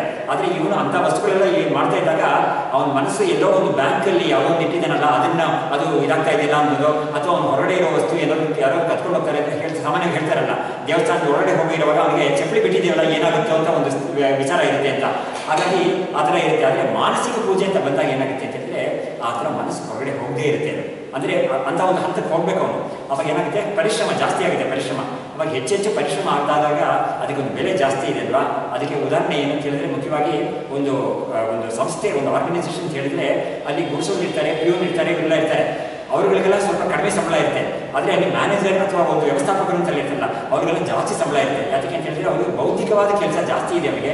ಇವ್ರುಗಳಿಗೆಲ್ಲ ಆ ಥರ ಇಲ್ಲ, ಇವರಿಗೆ ಬೇವು ಸುರಿಸೋ ಕೆಲಸ ಜಾಸ್ತಿ ಇದೆ, ಅವ್ರಿಗೆ ಸ್ವಲ್ಪ ಅದಕ್ಕೆ ಬೆಲೆ ಕಡಿಮೆ. ಆದರೆ ಭೌತಿಕವಾದ ಕೆಲಸಕ್ಕೆ ಜಾಸ್ತಿ ಬೆಲೆ ಅಂತ ಒಂದು ಲೋಕದಲ್ಲಿ ಇದೆಯಲ್ಲ, ಅದೇ ಥರನೇ ಇಲ್ಲೂ ಕೂಡ ನೀನು ಹೊರಗಡೆಯಿಂದ ಮಾಡೋ ಪೂಜೆಗಿಂತ ಮಾನಸಿಕ ಪೂಜೆ ಅಂತ ಇದೆಯಲ್ಲ ಅದಕ್ಕೆ ಬೆಲೆ ಜಾಸ್ತಿ ಅಂತ ಹೇಳಿದ್ದಾರೆ. ಅದನ್ನು ಹೇಳೋಕ್ಕೆ ಒಂದು ಸಣ್ಣ ಒಂದು ಮಹಾಭಾರತದಲ್ಲಿ ಅಂತ ಹೇಳ್ತಾರೆ, ಒಂದು ಕಥೆ ಹೇಳ್ತಾರೆ. ಅದನ್ನು ಅಲ್ಲಿ ಇಲ್ಲದೇ ಇದ್ರೂ ಪರವಾಗಿಲ್ಲ, ನಮಗೇನು ಚಿಂತೆ ಇಲ್ಲ. ಅದರಲ್ಲಿ ಇರೋ ವಿಷಯ ತುಂಬ ಚೆನ್ನಾಗಿದೆ. ಅದು ಶಿವರಾತ್ರಿ ದಿವಸ ಅವತ್ತು ಅರ್ಜುನ ಶಿವನ ಪೂಜೆ ಎಲ್ಲ ಮಾಡಿಬಿಟ್ಟು ಕೃಷ್ಣನ ಜೊತೆ ಎಲ್ಲೋ ಹೋಗ್ತಾ ಇದ್ದಾನೆ ನೋಡಿಕೊಂಡು. ಆವಾಗ ಕೃಷ್ಣ ನೋಡು ಅಂತ ತೋರಿಸ್ದಾಗ ಏನಾಗ್ತದೆ, ಒಂದು ದೂರದಲ್ಲಿ ಒಂದು ಮರದ ಕೆಳಗಡೆ ಈ ಭೀಮ ಮಲಗಿ ತಲೆ ಕೆಳಗಡೆ ಕೈ ಇಟ್ಕೊಂಡು ಸುಮ್ಮನೆ ಕಣ್ಣು ಮುಸ್ಕೊಂಡಿರ್ತಾನೆ, ಮಲಗಿರ್ತಾನೆ, ಗುದ್ದಕ್ಕೆ ಬಿದ್ದಿರ್ತಾನೆ. ಆವಾಗ ಅಯ್ಯೋ ಅವನಿಗೆ ಭೀಮ ಅಂತ ಇವನು ಗೊತ್ತಾಗುತ್ತೆ ಅರ್ಜುನನಿಗೆ, ಅವನಿಗೆ ಚೆನ್ನಾಗಿ ತಿಂದಿರ್ತಾನೆ, ಸುಮ್ಮನೆ ಮಲಗಿದ್ದಾನೆ ಸೋಮಾರಿ ಅಂತ ಇವನು ಮಾತು ಹೇಳ್ತಾನೆ. ಆ ಕಡೆ ನೋಡು ಅಂತ ಹೇಳ್ತಾನೆ. ಆ ಕಡೆ ತೋರಿಸಿದಾಗ ಅಲ್ಲಿ ನೋಡಿದಾಗ ಕೃಷ್ಣ ಹತ್ರ ಹೇಳಿದಾಗ ಇವನು ಅರ್ಜುನ ನೋಡಿದಾಗ ಎಷ್ಟೋ ಜನ ಮೂಟೆಯಾಗಿ ಏನೋ ಹೊತ್ಕೊಂಡು ಹೋಗ್ತಾ ಇರ್ತಾರೆ. ಅದೇನು ಅಂತ ಕೇಳಿದಾಗ ಅವ್ರು ಕೃಷ್ಣ ಹೇಳ್ತಾನೆ, ನೀನು ಬೆಳಿಗ್ಗೆ ಶಿವಪೂಜೆ ಮಾಡಿದ್ಯಲ್ಲ, ಅವನು ಮಾಡಿದ್ದಾನೆ ಶಿವಪೂಜೆ, ಆದರೆ ಇವನು ಇವಾಗಲೂ ಶಿವಪೂಜೆ ಮಾಡ್ತಾ ಇದ್ದಾನೆ, ಮಾನಸಿಕವಾಗಿ ಶಿವಪೂಜೆ ಮಾಡ್ತಾ ಇದ್ದಾನೆ. ನೀನು ಬಿಲ್ಪತ್ರೆ ಎಲ್ಲ ಹಾಕಿ ಪೂಜೆ ಮಾಡಿದೆ, ನೀನು ಮಾಡಿದ ಪೂಜೆ ಬಿಲ್ಪತ್ರೆ ಎಲ್ಲ ಒಂದು ಕಡೆ ಬಿದ್ದಿದೆ ನೋಡುತ್ತಾ ತೋರಿಸ್ತಾನೆ. ಆದರೆ ಅವನೇನು ಮಾಡ್ತಾ ಇದ್ದಾನೆ, ಮಾನಸಿಕವಾಗಿ ಬಿಲ್ವ ಮರಗಳೆಲ್ಲ ಒಂದು ಪೂಜೆ ಮಾಡ್ತಾ ಇದ್ದಾನೆ, ಅರ್ಪಣೆ ಮಾಡ್ತಾ ಇದ್ದಾನೆ ಶಿವನಿಗೆ, ಮರವಾಗಿ ಅರ್ಪಣೆ ಮಾಡ್ತಾ ಇದ್ದಾನೆ. ಅದನ್ನೆಲ್ಲ ಶಿವನ ಗಣಗಳು ಕೈಲಾಸಕ್ಕೆ ಹೊತ್ಕೊಂಡು ಹೋಗ್ತಾ ಇದ್ದಾರೆ ಮೊಟ್ಟೆಯಾಗಿ. ಹಾಗಾಗಿ ಅವನು ಮಾನಸಿಕವಾಗಿ ಮಾಡಿದ ಪೂಜೆ ಆಗಿದೆ, ನೀನು ಮಾಡಿದ ಪೂಜೆ ಅಲ್ಲೇ ಬಿದ್ದಿದೆ ನೋಡಿ ನಿಮಗೆ ಬಿಲ್ಪತ್ರೆ ಅಂತ ಆ ಥರ ತೋರಿಸ್ತಾನೆ. ಅಂದರೆ ಮನಸ್ಸಿಂದ ಮಾಡೋದಕ್ಕೆ ಸ್ವಲ್ಪ ಬೆಲೆ ಜಾಸ್ತಿ, ಯಾಕೆಂದರೆ ಅದರಲ್ಲಿ ಒಂದು ಕಂಟ್ರೋಲ್ ಇರುತ್ತೆ ಮನಸ್ಸಿಗೆ. ಅದಕ್ಕೆ ಅದು ಹಾಗಾಗಿ ಏನು ಮಾಡಿದ್ದಾರೆ, ಬಾಹ್ಯ ಪೂಜೆಗಿಂತ ಮಾನಸಿಕ ಪೂಜೆ ಸ್ವಲ್ಪ ಹೆಚ್ಚು ಶ್ರೇಷ್ಠ ಅಂತ ಮಾಡಿದರು. ಸರಿ, ಮಾನಸಿಕ ಪೂಜೆಗಿಂತ ಆತ್ಮ ಪೂಜೆ ಅನ್ನೋದು ಇನ್ನೂ ಶ್ರೇಷ್ಠ ಅಂತ ಹೇಳಿಬಿಟ್ಟು ಅದನ್ನು ಈ ಮಾನಸಿಕ ಪೂಜೆಯಲ್ಲಿ ಕೂಡ ಇದೆಲ್ಲ ಕಲ್ಪನೆ ಮಾಡೋಕ್ಕೆ ಹೇಳಿ ತೋರಿಸಿದ್ದಾರೆ. ಇವಾಗ ಶಿವಮಾನಸ ಪೂಜಾ ಇದೆಯಲ್ಲ, ಹಾಗೆ ರತ್ನೈಕಲ್ಪಿತ ರತ್ನೈಕಲ್ಪಿತಂ ಅಂತ ಹೇಳಿಬಿಟ್ರು. ರತ್ನಾಸನ ಅಂದರೆ ರತ್ನಗಳಿಂದ ಮಾಡಿರೋ ಒಂದು ಆಸನವನ್ನು ನಾನು ಕಲ್ಪಿಸ್ತಾ ಇದ್ದೀನಿ. ಅದೇ ಥರ ಪಂಚಭಕ್ಷ್ಯ ನೈವೇದ್ಯ ಎಲ್ಲವನ್ನೂ ಕಲ್ಪಿಸ್ತಾ ಇದ್ದೀನಿ, ವಸ್ತ್ರ ಚಾಮರ ಎಲ್ಲವನ್ನೂ ನಾನು ಕಲ್ಪಿಸ್ತಾ ಇದ್ದೀನಿ ಅಂತ ಹೇಳ್ಬಿಟ್ಟು ಕಲ್ಪನೆಯಲ್ಲೇ ಎಲ್ಲವನ್ನೂ ಮಾಡಿ ಪೂಜೆ ಮಾಡ್ತಾನೆ. ಆದರೆ ಅದಕ್ಕಿಂತ ಉತ್ತಮವಾದ ಈ ವಸ್ತುಗಳು ಕೂಡ ಯಾವುದೂ ಇಲ್ಲದೇನೆ ಆತ್ಮ ಮಾತ್ರ ಇರೋದು, ಆತ್ಮ ಸ್ವರೂಪವನ್ನು ಮಾತ್ರ ಅನುಸಂಧಾನ ಮಾಡೋದು ಅನ್ನೋದನ್ನ ಭಕ್ತಿ ಪೂಜೆ ಅಂತ ಹೇಳಿದರು. ಅಂದರೆ ವಿವೇಕಶಿರೋಮಣಿಲಿ ಅದನ್ನ ಪ್ರಾರಂಭದಲ್ಲೇ ಬರುತ್ತೆ. ಆತ್ಮತತ್ವ ಏನು ಸ್ವಸ್ವರೂಪಾನುಸಂಧಾನ ಭಕ್ತಿ ರೀತಿ ಅಭಿಧೀಯತೆ ಅಂತ. ಅಂದರೆ ಮೋಕ್ಷ ಸಾಧನ ಸಾಮಗ್ರಿಯಾಂ ಭಕ್ತಿರೇವ ಗರಿಯಸಿ ಅಂತ ಒಂದು ಶ್ಲೋಕ ಇದೆ, ಪ್ರಾರಂಭದಲ್ಲಿ ಬರ್ತದೆ, ತುಂಬ ಚೆನ್ನಾಗಿರೋ ಶ್ಲೋಕ. ಮೋಕ್ಷ ಸಾಧನ ಸಾಮಗ್ರಿಯಾಂ ಭಕ್ತಿರೇವ ಗರಿಯಸಿ, ಮೋಕ್ಷಕ್ಕೆ ಸಾಧನವಾದ ಏನೇನು ಸಾಮಗ್ರಿ ಇದೆಯೋ ಅದರಲ್ಲಿ ಗರಿಯಸಿ ತುಂಬ ಉತ್ಕೃಷ್ಟವಾದ್ದು ಭಕ್ತಿನೇ ಅಂತ ಹೇಳಿದ್ರು. ಸರಿ, ಆ ಭಕ್ತಿ ಯಾವುದು ಅಂತ ಕೇಳಿದ್ರೆ ಸ್ವಸ್ವರೂಪಾನುಸಂಧಾನ ಭಕ್ತಿ ರೀತಿ ಅಭಿಧೀಯತೆ, ತನ್ನ ಆತ್ಮಸ್ವರೂಪವನ್ನು ಅನುಸಂಧಾನ ಮಾಡೋದು ಅಂತ ಇದೆಯಲ್ಲ, ಅದೇ ಹೆಚ್ಚಿನ ಭಕ್ತಿ, ಎಲ್ಲದಕ್ಕಿಂತ ದೊಡ್ಡ ಭಕ್ತಿ. ನಮಗೆ ಇವಾಗ ಬೋಧರೂಪಾನುಸಂಧಾನ ಅಂತ ಹೇಳ್ಕೊಟ್ರು, ಅದು ಕೂಡ ಇಂಥ ಒಂದು ಭಕ್ತಿಗೆ ಸೇರುತ್ತೆ. ಹಾಗಾಗಿ ಅಂಥ ಒಂದು ಭಕ್ತಿ ಇದು ಅಂತ ಹೇಳಿಬಿಟ್ಟು ಅದನ್ನು ಹೇಳಿದ್ರು. ಇಂಥ ಒಂದು ಸ್ವರೂಪವನ್ನು ಹೊರಗಡೆ ಬಾಹ್ಯ ಪೂಜೆ ಅನ್ನೋದು, ಬಾಹ್ಯದಲ್ಲಿ ಏನೇನು ಮಾಡ್ತೀವೋ ನಾವು, ಒಂದು ತೀರ್ಥಕ್ಷೇತ್ರಕ್ಕೆ ಹೋಗೋದು, ದೇವಸ್ಥಾನಕ್ಕೆ ಹೋಗೋದು, ಇಂಥದ್ದೆಲ್ಲವೂ ಕೂಡ ಒಂದು ಗುರುಗಳಿಗೆ ಒಂದು ಭಿಕ್ಷಾಂತನೆ ಮಾಡೋದು ಎಲ್ಲವೂ ಕೂಡ ಏನಕ್ಕೆ ಆಗಬೇಕು ಅಂದರೆ ಇಂಥ ಒಂದು ಪರಭಕ್ತಿ ಅಂತ ಒಂದು ಕಡೆ ಹೋಗಿ ಸೇರಬೇಕು. ಕೃಷ್ಣ ಕೂಡ ಗೀತೆಯಲ್ಲಿ 4 ವಿಧವಾದ ಭಕ್ತರು ನನ್ನ ಬಂದು ಸೇರಿಕೊಳ್ತಾರೆ, ನನ್ನ ಒಂದು ಆಶ್ರಯಿಸ್ತಾರೆ. ಆರ್ತೋ ಜಿಜ್ಞಾಸು ಅರ್ಥಾರ್ಥಿ ಜ್ಞಾನಿ ಅಂತ 4 ತೋರಿಸ್ತಾನೆ. ಆರ್ತಃ ಅಂತ ಹೇಳೋನು ಏನೇನೋ ಪಾಪ ಕಷ್ಟಕ್ಕೆ ಈಡಾಗಿದ್ದಾನೆ, ಅವನು ದೇಹದಲ್ಲಿ ಏನೋ ಪಾಪ ಅವನಿಗೆ ಕಷ್ಟಗಳೆಲ್ಲ ಇದೆ, ಅಂಥವನು ಭಗವಂತನ ಹತ್ರ ಪ್ರಾರ್ಥನೆ ಮಾಡ್ಕೊಳ್ತಾನೆ, ನನಗೆ ಈ ಕಷ್ಟಗಳಿಂದ ನನಗೆ ಪಾರಾಗಬೇಕು ಅಂತ. ಅರ್ಥಾರ್ಥಿ ಅಂತ ಹೇಳಿದರೆ ಅವನಿಗೆ ಹಣ ಬೇಕಾಗಿದೆ, ಅವನಿಗೆ ಯಾವುದೋ ಒಂದು ಕಾರಣಕ್ಕಾಗಿ ಅವನು ಕೂಡ ಭಗವಂತನ ಆಶ್ರಯಿಸ್ತಾನೆ. ಜಿಜ್ಞಾಸು ತತ್ವವನ್ನು ತಿಳ್ಕೋಬೇಕು ಅಂತ ಒಬ್ಬ ಹೋಗ್ತಾನೆ. ಆದರೆ ಜ್ಞಾನಿಯಿಂದ ಇರೋನು ಏನು ಮಾಡ್ತಾನೆ, ಅವನು ಭಕ್ತನೇ, ಆದರೆ ಜ್ಞಾನಿಯನ್ನು ಇವರು ಮೂರು ಕೂಡ ಏನೋ ಒಂದನ್ನು ಬಯಸ್ತಾರೆ. ಜಿಜ್ಞಾಸವನ್ನು ಜ್ಞಾನವನ್ನು ಬಯಸ್ತಾನೆ, ಅದು ಕೂಡ ನನಗಿಲ್ಲ ಆ ಜ್ಞಾನ, ಇವಾಗ ಆ ಜ್ಞಾನವನ್ನು ಪಡ್ಕೋಬೇಕು ಅಂತ ಬಯಸ್ತಾನೆ. ಆದರೆ ಆತ್ಮಜ್ಞಾನಿಯಾಗಿರೋನು ಜ್ಞಾನವನ್ನೇ ಪಡ್ಕೊಂಡ್ಬಿಟ್ಟಿರೋನಿಗೆ ಇನ್ನೇನು ಪಡ್ಕೊಳ್ಬೇಕಾಗಿ ಯಾವುದೂ ಇಲ್ಲವೇ ಇಲ್ಲ. ಅವನು ಭಗವಂತನಿಂದ ಯಾವುದೂ ಆಶ್ರಯಿಸೋದೇ ಇಲ್ಲ, ಯಾಕಂದರೆ ಅವನಿಗೆ ಭಗವಂತನ ಸ್ವರೂಪ ತನ್ನ ಸ್ವರೂಪ ಅಂತ ತಿಳಿದೋಗ್ಬಿಟ್ಟಿದೆ. ಇದು ಅಂಥ ಒಂದು ಭಕ್ತಿ ನನಗೆ ಅಂತ ಹೇಳ್ಬಿಟ್ಟು ಕೃಷ್ಣ ಹೇಳ್ತಾನೆ. ಈ ಭಕ್ತನಾಗಿದ್ದಾನಲ್ಲ ಜ್ಞಾನಿ, ಅವನೇ ನನಗೆ ಎಲ್ಲರಿಗಿಂತ ತುಂಬ ಪ್ರಿಯನಾದವನು, ಯಾಕಂದರೆ ಅವನು ನನ್ನನ್ನು ತನ್ನ ಸ್ವರೂಪವಾಗಿ ತಿಳ್ಕೊಂಡ್ಬಿಟ್ಟಿದ್ದಾನೆ. ಅದಕ್ಕೆ ನಮ್ಮ ಪರಮಾರ್ಥನಂತ ಹೇಳೋರು ಬಾಕಿಯವರೆಲ್ಲ ಏನು ಮಾಡ್ತಾರೆ ಅಂತ ಹೇಳಿದ್ರೆ, ಆ ಭಗವಂತನ ಪಕ್ಕದಲ್ಲಿ ಲಕ್ಷ್ಮಿ ಇದ್ದಾಳಲ್ಲ, ಅವಳ ಹತ್ರ ಇಂದ ಏನೋ ಸಿಗಬೇಕು ಅಂತ ನೋಡ್ತಾ ಇರ್ತಾರೆ. ಆ ಭಗವಂತ ಅವ್ರಿಗೆ ಬೇಡ, ಅವ್ರಿಗೆ ಆ ಪಕ್ಕದಲ್ಲಿ ಇದ್ದಾಳಲ್ಲ ಅವಳ ಏನು ಬೇಕು ಅಂತ ನೋಡ್ತಾ ಇರ್ತಾರೆ. ಆದರೆ ಈ ಜ್ಞಾನಿ ಮಾತ್ರ ಆ ಸ್ವರೂಪವೇ ಬೇಕು ಅಂತ. ಒಂದು ಹಾಡು ಕೂಡ ತುಂಬ ಚೆನ್ನಾಗಿದೆ. ಅಂದರೆ ನಿಮ್ಮ ಭಾಗ್ಯ ದೊಡ್ಡದೋ ನಮ್ಮ ಭಾಗ್ಯ ದೊಡ್ಡದೋ ಅಂತ ಒಂದು ಹಾಡಿದೆ, ದಾಸರ ಕೃತಿ ಇದು, ತುಂಬ ಚೆನ್ನಾಗಿರುತ್ತೆ. ಅದರಲ್ಲಿ ಕೂಡ ರಾಜನನ್ನು ನೋಡಿ ದಾಸರು ಹೇಳ್ತಾರೆ ಅದನ್ನು, ನಿಮ್ಮ ಭಾಗ್ಯ ದೊಡ್ಡದೋ ನಮ್ಮ ಭಾಗ್ಯ ದೊಡ್ಡದೋ ಅಂತ ಚೋಳನೆ ಮಾಡಿಬಿಟ್ಟು, ನಿಮ್ಮ ಭಾಗ್ಯ ಮಹಾಲಕ್ಷ್ಮಿ, ನಮ್ಮ ಭಾಗ್ಯ ಆ ಪುರಂದರ ವಿಠಲನ ನಮ್ಮ ಭಾಗ್ಯ ಅಂತ ಹೇಳ್ಬಿಟ್ಟು, ಅವಳಿಂದ ಸಿಗೋದಲ್ಲ ನಿನಗೆ ರಾಜನಿಗೆ ಐಶ್ವರ್ಯ ಎಲ್ಲ ಅಲ್ಲಿಂದ ಸಿಗುತ್ತೆ. ಆದರೆ ನೀನು ಅವಳಿಗೆ ಪತಿಯಾಗಿರೋನ್ನ ನೀನು ಗಮನಿಸಲಿಲ್ಲ. ಆದರೆ ನಾವು ಅದನ್ನೆಲ್ಲ ಬಿಟ್ಬಿಟ್ವಿ, ಅವ ಪತಿ ಮಾತ್ರ ನನಗೆ ಬೇಕು ಅಂತ ನೋಡ್ಬಿಟ್ಟು ಹೀಗೆ ಮಾಡಿದ್ದೀವಿ ಅಂತ ನಮ್ಮ ಭಾಗ್ಯವೇ ದೊಡ್ಡದು ಅಂತ ಕೊನೆಯಲ್ಲಿ ಅವ್ರು ಹೇಳ್ತಾರೆ. ಹೀಗೆ ಈ ಥರ ಒಂದು ಭಕ್ತಿಯಿಂದ ಅನ್ನೋದು ಆ ಪರಾಕಾಷ್ಠತೆಗೆ ಹೋಗಬೇಕು ಅಂತ ತೋರಿಸಿದ್ದಾರೆ. ಇದನ್ನೇ ಇಲ್ಲಿ ಹೇಳಿದ್ದಾರೆ ಇವರು. ಇಟ್ ಈಸ್ ದಿಸ್ ಪರಾಭಕ್ತಿ which is devoutly referred to in the refrain ತಸ್ಮೈ ಶ್ರೀ ಗುರುಮೂರ್ತಯೇ ನವೈದಂ ಶ್ರೀ ದಕ್ಷಿಣಾಮೂರ್ತಯೇ ಅಂತ ಹೇಳ್ಬಿಟ್ಟು 9 ಶ್ಲೋಕಗಳಲ್ಲೂ ಕೂಡ ಒಂದೊಂದು ಸತಿನೂ ಕೊನೆಯಲ್ಲಿ ತಸ್ಮೈ ಶ್ರೀ ಗುರುಮೂರ್ತಯೇ ಅಂತ ಇದೆಯಲ್ಲ, ಅಲ್ಲಿ ನಿನಗೆ ನಮಸ್ಕಾರ ಅಂತ ಹೇಳ್ತಾ ಇರುವಾಗ ಆ ನಮಸ್ಕಾರಗಳೆಲ್ಲ ನಾವು ನಿಜವಾಗಿ ನಮಸ್ಕಾರ ಮಾಡ್ತೀವಿ ಆ ಸ್ತೋತ್ರ ಹೇಳುವಾಗ. ಆದರೆ ಇಲ್ಲಿ ಆ ನಮಸ್ಕಾರ ಅನ್ನೋದು ಈ ಆತ್ಮಸ್ವರೂಪ ನೀನೇನೆ ಅಥವಾ ನನ್ನ ಸ್ವರೂಪ ನೀನೇನೆ ಅಂತ ಹೇಳ್ಬಿಟ್ಟು ಅಂಥ ಒಂದು ಭಾವನೆಯೇ ಅಲ್ಲಿ ನಮಸ್ಕಾರ. ಯಾಕಂದರೆ ನನ್ನ ಸ್ವರೂಪ ನೀನೇನೆ ಅಂತ ಹೇಳಿದಾಗ ಏನಾಯಿತು, ನನ್ನಲ್ಲಿರೋ ಈ ಪಂಚಕೋಶಗಳನ್ನ ನಾನು ಅಂತ ಗಣನೆ ಮಾಡ್ತಾ ಇಲ್ಲ, ಅವುಗಳನ್ನ ಅನಾತ್ಮ ಅಂತ ತ್ಯಜಿಸಿಬಿಟ್ಟಿದ್ದೀನಿ ನಾನು. ಹಾಗಾಗಿ ಇರೋ ಸ್ವರೂಪ ಒಂದೇ ಒಂದು, ಆ ಪಂಚಕೋಶಾಂತರ ಸ್ಥಿತ ಅಂತ ಯಾವುದನ್ನು ಹೇಳ್ತೀವೋ ಆ ಪಂಚಕೋಶದಲ್ಲಿ ಒಳಗೆ ಎಲ್ಲಕ್ಕೂ ದಾಟಿರೋ ಒಂದು ಸ್ವರೂಪ, ಆ ಸ್ವರೂಪವನ್ನು ನಾನು ಅಂತ ತಿಳ್ಕೊಂಡಿರೋದ್ರಿಂದ ಅದೇ ಹೆಚ್ಚಾದ ಭಕ್ತಿ. ಅವಾಗ ಏನಾಗುತ್ತೆ, ಇವುಗಳೆಲ್ಲ ಬಿದ್ದೋಗುತ್ತೆ. ಹಾಗಾಗಿ ನಾವು ದೇಹವನ್ನು ಬಿದ್ದು ನಮಸ್ಕಾರ ಮಾಡ್ತೀವಲ್ಲ, ಆ ಬೀಳಿಸೋದು ಯಾವುದನ್ನ ಅಂತ ಹೇಳಿದ್ರೆ ಇವುಗಳನ್ನೇ ಬೀಳಿಸೋದು ವಾಸ್ತವವಾಗಿ. ಹಾಗಾಗಿ ಬಿದ್ದೋಗದೆ ಯಾವುದೋ ಒಂದು ನಿಂತಿರುತ್ತೋ ಯಾವುದು ಆ ಸ್ವರೂಪವೇ ನಾನು ಅಂತ ತಿಳ್ಕೊಂಡು ಅಂಥ ಒಂದು ನಮಸ್ಕಾರಕ್ಕೆ ದೊಡ್ಡ ಭಕ್ತಿ ಅದು ಅಂತ ಹೇಳಿದರು. ಅಲ್ಲಿ the meaning of the word ನಮಃ in this connection has already been given. ನಾವು ಹಿಂದೆ ಹೇಳಿದ್ದೀವಿ, ನಮಃ ಅಂತ ಹೇಳಿದ್ರೆ ಅದು ಐಕ್ಯಕ್ಕೆ ನಮಃ ಅಂತ, ನ ಮಮ ಅನ್ನೋದೇ ನಮಃ ಅಂತೆ. ಮಮ ಅಂತ ಹೇಳಿದ್ರೆ ನನ್ನದು ಅಂತ, ನ ಮಮ ಅಂತ ಹೇಳಿದ್ರೆ ನನ್ನದಲ್ಲ ಅಂತ. ಸೊ ಯಾವುದನ್ನೆಲ್ಲ ನಾನು ನನ್ನದು ಅಂತ ಹೇಳ್ಕೊಂಡಿದ್ದೀನೋ ಅದೆಲ್ಲ ನನ್ನದಲ್ಲ. ವಾಸ್ತವವಾಗಿ ನನ್ನದು ಅಂತ ಹೇಳ್ಕೊಳಕ್ಕೆ ಆಗದೇ ಇರೋ ಒಂದು ವಸ್ತು ಇದೆ, ಅದು ನನ್ನ ಸ್ವರೂಪವೇ. ಅದು ಆ ಸ್ವರೂಪ ನಾನೇ. ಆ ಸ್ವರೂಪವನ್ನು ನನ್ನದು ಅಂತ ಹೇಳಕ್ಕೆ ಆಗೋದೇ ಇಲ್ಲ, ಅದು ಮಾತ್ರ ಉಳಿಯುತ್ತೆ ಅದು. ಹಾಗಾಗಿ ನಾವು ಬಿಡಕ್ಕೆ ಹೋದ್ರೂ ಕೂಡ ಎಲ್ಲವನ್ನೂ ಬಾಕಿದನ್ನೆಲ್ಲ ನಾನು ಅಲ್ಲದೇ ಇರೋದನ್ನ ಬಿಡಕ್ಕಾಗೋದು, ನಾವಾಗೇ ಇರೋದನ್ನ ಬಿಡಕ್ಕಾಗೋದೇ ಇಲ್ಲ ಖಂಡಿತ. ಹಾಗಾಗಿ ಅಂಥ ಒಂದು ಸ್ವರೂಪವನ್ನು ಇವರು ಈ ನಮಃ ಅಂತ ಶಬ್ದದಿಂದ ನಾವು ಅದನ್ನು ಹೇಳ್ತಾ ಇದ್ದೀವಿ. ಇದಕ್ಕೆ ಶ್ರುತಿ ಪ್ರಮಾಣ ಕೂಡ ಇದೆ ಅಂತ ತೋರಿಸ್ತಾ ಇದ್ದಾರೆ. ರಾಮ ಪೂರ್ವತಾಪನ್ಯ ಉಪನಿಷತ್ ಅಂತ ಒಂದು ಉಪನಿಷತ್ತಲ್ಲಿ ಇದಕ್ಕೆ ಒಂದು ಮಾತಿದೆ. ಇದರಲ್ಲಿ ನಮಸ್ತು ಐಕ್ಯಂ ಪ್ರವದೇತ್ ಅಂತ. ನಮಸ್ತು ಐಕ್ಯಂ ಪ್ರವದೇತ್ ಅಂತ ಹೇಳಿದ್ರೆ, ನಮಃ ಅಂತ ಹೇಳುವಾಗ ಈ ಐಕ್ಯವನ್ನು ನಾವು ಹೇಳ್ತಾ ಇರಬೇಕು, ಮನಸ್ಸಲ್ಲಿ ಯಾರು ಹೇಳ್ಕೋಬೇಕು. ಈ ಐಕ್ಯ ಅಂತ ಇದ್ದರೆ, ಐಕ್ಯ ಅಂತ ಹೇಳಿದ್ರೆ ಒಂದು ಭಾವ, ಒಂದಾಗಿರೋ ಭಾವ. ಎರಡು ಅಂತ ನಮಗೆ ಯಾವುದು ಭಾನವಾಗ್ತಾ ಇದೆಯೋ ಅದು ಎರಡಲ್ಲ, ವಾಸ್ತವವಾಗಿ ಒಂದೇ ಇದೆ ಅಂತ ಒಂದು ಭಾವ. ನೋಡಿ, ಈ ಭಾವವನ್ನು ಕೂಡ ನಾವು ಲೋಕದಲ್ಲಿ ನಾವು ನೋಡೋಕ್ಕಾಗುತ್ತೆ ಅನ್ನೋದನ್ನು ಭಗವತ್ಪಾದರು ನೋಡಿ, ಅವ್ರು ಎಷ್ಟು ಚೆನ್ನಾಗಿ ಅದನ್ನು ಅಂದರೆ ವೇದಾಂತ ಶಾಸ್ತ್ರವನ್ನು ಎಷ್ಟು ಚೆನ್ನಾಗಿ ಅವ್ರು ಹೇಳ್ಕೊಟ್ಟಿದ್ದಾರೆ ನಮಗೆ ಅಂತ ಹೇಳಿದ್ರೆ, ಈ ಭಗವದ್ಗೀತಾ ಭಾಷ್ಯ ಇದೆಯಲ್ಲ, ಅದರಲ್ಲಿ 2ನೇ ಅಧ್ಯಾಯದಲ್ಲಿ 16ನೇ ಶ್ಲೋಕ ಒಂದಿರುತ್ತೆ. ನಾಸತೋ ವಿದ್ಯತೆ ಭಾವೋ ನಾಭಾವೋ ವಿದ್ಯತೆ ಸತಃ ಅಂತ ತುಂಬ ಮುಖ್ಯವಾದ ಶ್ಲೋಕ. ಅದು ನಮ್ಮ ವೇದಾಂತಕ್ಕೆ ತುಂಬ ಹೆಚ್ಚಾದ ಒಂದು ಬೆಲೆ ಆ ಶ್ಲೋಕಕ್ಕಿದೆ. ಅದರಲ್ಲಿ ಆ ಶ್ಲೋಕದಲ್ಲಿ ಉಭಯೋರಪಿ ದೃಷ್ಟವಂತ ತ್ವನಯೋ ತತ್ವದರ್ಶಿಭಿ. ತತ್ವದರ್ಶಿ ಅಂದರೆ ಯಾರು ಅಂತ ಡೆಫಿನೇಷನ್ ಮಾಡ್ತಾ ಇದ್ದಾರೆ ಆ ಶ್ಲೋಕದಲ್ಲಿ. ಹಾಗಾಗಿ 2.16 ಅಂತ ಶ್ಲೋಕ ಅದು. ನಾವು ಶ್ಲೋಕವನ್ನು ಪೂರ್ತಿ ಬರ್ಕೊಳ್ತೀವಿ ಅಂದರೆ ಅಟ್ಲೀಸ್ಟ್ ಆ ನಂಬರ್ ಆಗಿ ರೆಫರೆನ್ಸ್ ಆಗಿ ನಾವು ಬರ್ಕೊಂಡಿದ್ರೆ ಯಾವಾಗಲಾದರೂ ನಮಗೆ ಭಗವದ್ಗೀತಾ ಭಾಷೆ ಶಂಕರಾಚಾರ್ಯರು ಓದಕ್ಕೆ ಅವಕಾಶ ಸಿಕ್ಕಿದಾಗ ನಾವು ಅದನ್ನು ನೋಡ್ಬೋದು. ಅದರಲ್ಲಿ ಶಂಕರಾಚಾರ್ಯರು ತೋರಿಸ್ತಾರೆ, ಅದರಲ್ಲಿ ಏನು ಮಾಡ್ತೀವಿ ಆ ಶ್ಲೋಕದಲ್ಲಿ, ನ ಅಸತಃ ವಿದ್ಯತೆ ಭಾವ ಅಂತ ಹೇಳಿದ್ರೆ, ಅಸತ್ ಅಂತ ಒಂದು ಅದು ಇದೆಯಲ್ಲ ಅಂತ ನಾವು ಸುಮ್ಮನೆ ಹೇಳಬೇಕಾಗಿದೆ. ಆದರೆ ಅಸತ್ ಅನ್ನೋದು ಇಲ್ಲವೇ ಇಲ್ಲ ವಾಸ್ತವವಾಗಿ. ಅಸತ್ ಅಂತ ಹೇಳಿದ್ರೆ ಇಲ್ಲದೆ ಇರೋದಕ್ಕೆ ಅಸತ್ ಅಂತ ಹೆಸರು. ಆದರೆ ಅಸತ್ ಅಂತ ಒಂದು ವಸ್ತುವಿಗೆ ಇರುವಿಕೆ ಅನ್ನೋದು ಇಲ್ಲವೇ ಇಲ್ಲ. ಆದರೆ ಸತ್ತಂತ ಒಂದಿದೆಯಲ್ಲ, ಅದಕ್ಕೆ ಇಲ್ಲದೇ ಇರುವಿಕೆ ಅನ್ನೋದು ಇಲ್ಲವೇ ಇಲ್ಲ ಅಂತ ಹೇಳಿದ್ರೆ ಅದು ಇಲ್ಲದೆ ಹೋಗೋದೇ ಇಲ್ಲ ಯಾವತ್ತು. ಸತ್ ಅನ್ನೋದು ಸತ್ತೋಗೋದೇ ಇಲ್ಲ ಯಾವತ್ತೂ. ಅದೇ ಅಸತ್ ಅನ್ನೋದು ಕೂಡ ಯಾವತ್ತೂ ಕೂಡ ಅದು ಉಳಿಯೋದೇ ಇಲ್ಲ, ಯಾವತ್ತೂ ಇರೋದೇ ಇಲ್ಲ ಅದಕ್ಕೆ. ಇಂಥ ಎರಡನ್ನೂ ಕೂಡ ಯಾರು ಸರಿಯಾಗಿ ತಿಳ್ಕೊಂಡಿದ್ದಾರೋ ಅವರು ತತ್ವದರ್ಶಿ ಅಂತ ಅಲ್ಲಿ ತೋರಿಸ್ತಾ ಇದ್ದಾರೆ. ಅದನ್ನು ಪ್ರತಿಪಾದನೆ ಮಾಡುವಾಗ ಶಂಕರಾಚಾರ್ಯರು ಶ್ಲೋಕದಲ್ಲಿ ಆ ಭಾಷೆಯಲ್ಲಿ ಹೇಳ್ತಾರೆ, ಇದನ್ನು ನಾವು ಈ ಸತ್ತಂತ ಒಂದು ಸ್ವರೂಪ ಇದೆಯಲ್ಲ, ಅದನ್ನು ನಾವು ಅದಕ್ಕೆ ಒಂದು ಕಣ್ಣು, ಮೂಗು, ಕಿವಿ ಅಥವಾ ಅದಕ್ಕೊಂದು ಆಕೃತಿ, ಅದೆಷ್ಟು ದಪ್ಪಕ್ಕಿದೆ, ಅದಕ್ಕಿಂತ ಒಂದು ಶಬ್ದ ಬರುತ್ತೆ, ಇಂಥ ವಾಸನೆ ಇದೆ, ಅದಕ್ಕೆ ಅಂತ ಏನು ಹೇಳಕ್ಕೆ ಬರೋದೇ ಇಲ್ಲ. ಅಂಥ ಒಂದು ವಸ್ತುವನ್ನು ನಾವು ಕಂಡ್ಕೋಬೇಕು, ನಾವು ಅದನ್ನು ನಾವು ಗಮನಿಸಬೇಕು ಅಂತ ಒಂದು ಕಾರಣದಿಂದ ಶಂಕರಾಚಾರ್ಯರು ಹೇಳ್ತಾರೆ. ಅದಕ್ಕೆ 3 ಉದಾಹರಣೆ ತಿಳಿದ್ರೆ ನಮ್ಮ ಲೋಕದಲ್ಲಿ ಬರೋದೇ. ಇವಾಗ ನಾವು ನಿಮ್ಮ ಕೂತಿದ್ದೀವಿ, ನಮ್ಮ ಕಣ್ಣು ಮುಂದೆ ಏನೇನು ವಸ್ತುಗಳಿಗೆ ಕಾಣಿಸ್ತಾ ಇದೆ ಅದನ್ನು ನಾವು ಸುಮ್ಮನೆ ಪಟ್ಟಿ ಮಾಡಿದ್ರೆ ಹೇಗಿರುತ್ತೋ ಹಾಗೆ ಅವ್ರು ಏನು ಮಾಡ್ತಾರೆ, ನಾವು ಇಲ್ಲಿಂದ ನೋಡಿದ್ರೆ ನಾವು ಏನು ಮಾಡ್ತೀವಿ, ಒಂದು ಚೇರ್ ಇದೆ, ಒಂದು ಟೇಬಲ್ ಇದೆ, ಒಂದು ಚಾಪೆ ಇದೆ, ಒಂದು ಗೋಡೆ ಇದೆ, ಒಂದು ಸ್ವಿಚ್ ಬೋರ್ಡ್ ಇದೆ ಅಂತ ಇದೆ ಅಂತ ಎಲ್ಲರಿಗೂ ಹೇಳ್ತೀವಿ. ಆದರೆ ಅದರಲ್ಲಿ ಎಲ್ಲರಿಗೂ ಕಾಮನ್ ಆಗಿರೋದು ಇದೆ ಅನ್ನೋದು. ಆದರೆ ಗೋಡೆ ಇದೆ ಮೇಲೆ ಚೇರ್ ಇದೆ ಅಂತ ಹೇಳುವಾಗ, ಈ ಚೇರ್ ಇದೆ ಅಂತ ಹೇಳುವಾಗ ಗೋಡೆ ಹೇಳೋದಿಲ್ಲ, ನಾವು ಚೇರ್ ಮಾತ್ರ ಹೇಳ್ತೀವಿ ನಾವು. ಸರಿ, ಒಂದು ಚಾಪೆ ಇದೆ ಅಂತ ಹೇಳುವಾಗ ಚೇರ್ ಬಿಟ್ಬಿಡ್ತೀವಿ, ಚಾಪೆ ಮಾತ್ರ ಹೇಳ್ತೀವಿ. ಬಟ್ ಎಲ್ಲದರಲ್ಲೂ ಕೂಡ ಇದೇ ಅನ್ನೋದು ಮಾತ್ರ ಖಂಡಿತ ಹೇಳ್ತೀವಿ ನಾವು. ಅದನ್ನು ನೀನು ಗಮನಿಸು ಅಂತ ಶಂಕರಾಚಾರ್ಯ ಹೇಳ್ತಾರೆ. ಅವಾಗ ಅವ್ರು ಹೇಳ್ತಾರೆ, ಸನ್ಘಟಃ, ಸನ್ಪಟಃ, ಸನ್ಹಸ್ತಿ ಅಂತ 3 ಹೇಳ್ತಾರೆ. ನಾನು ಇದೇ ಹೇಳ್ತೀನಿ, ನಾನು ಆ ಇದೇನ ಶಬ್ದಕ್ಕೆ ಸನ್ ಅಂತ ಸಂಸ್ಕೃತದಲ್ಲಿ ಶಬ್ದ ಅದು. ಸನ್ಘಟಃ, ಘಟ ಅಂತ ಹೇಳಿದ್ರೆ ಒಂದು ಪಾತ್ರೆ, ಪಾಟ್ ಅಂತ ಅದಿದೆ. ಪಟ ಅಂತ ಹೇಳಿದ್ರೆ ಒಂದು ಬಟ್ಟೆ ಇದೆ ಅಂತ.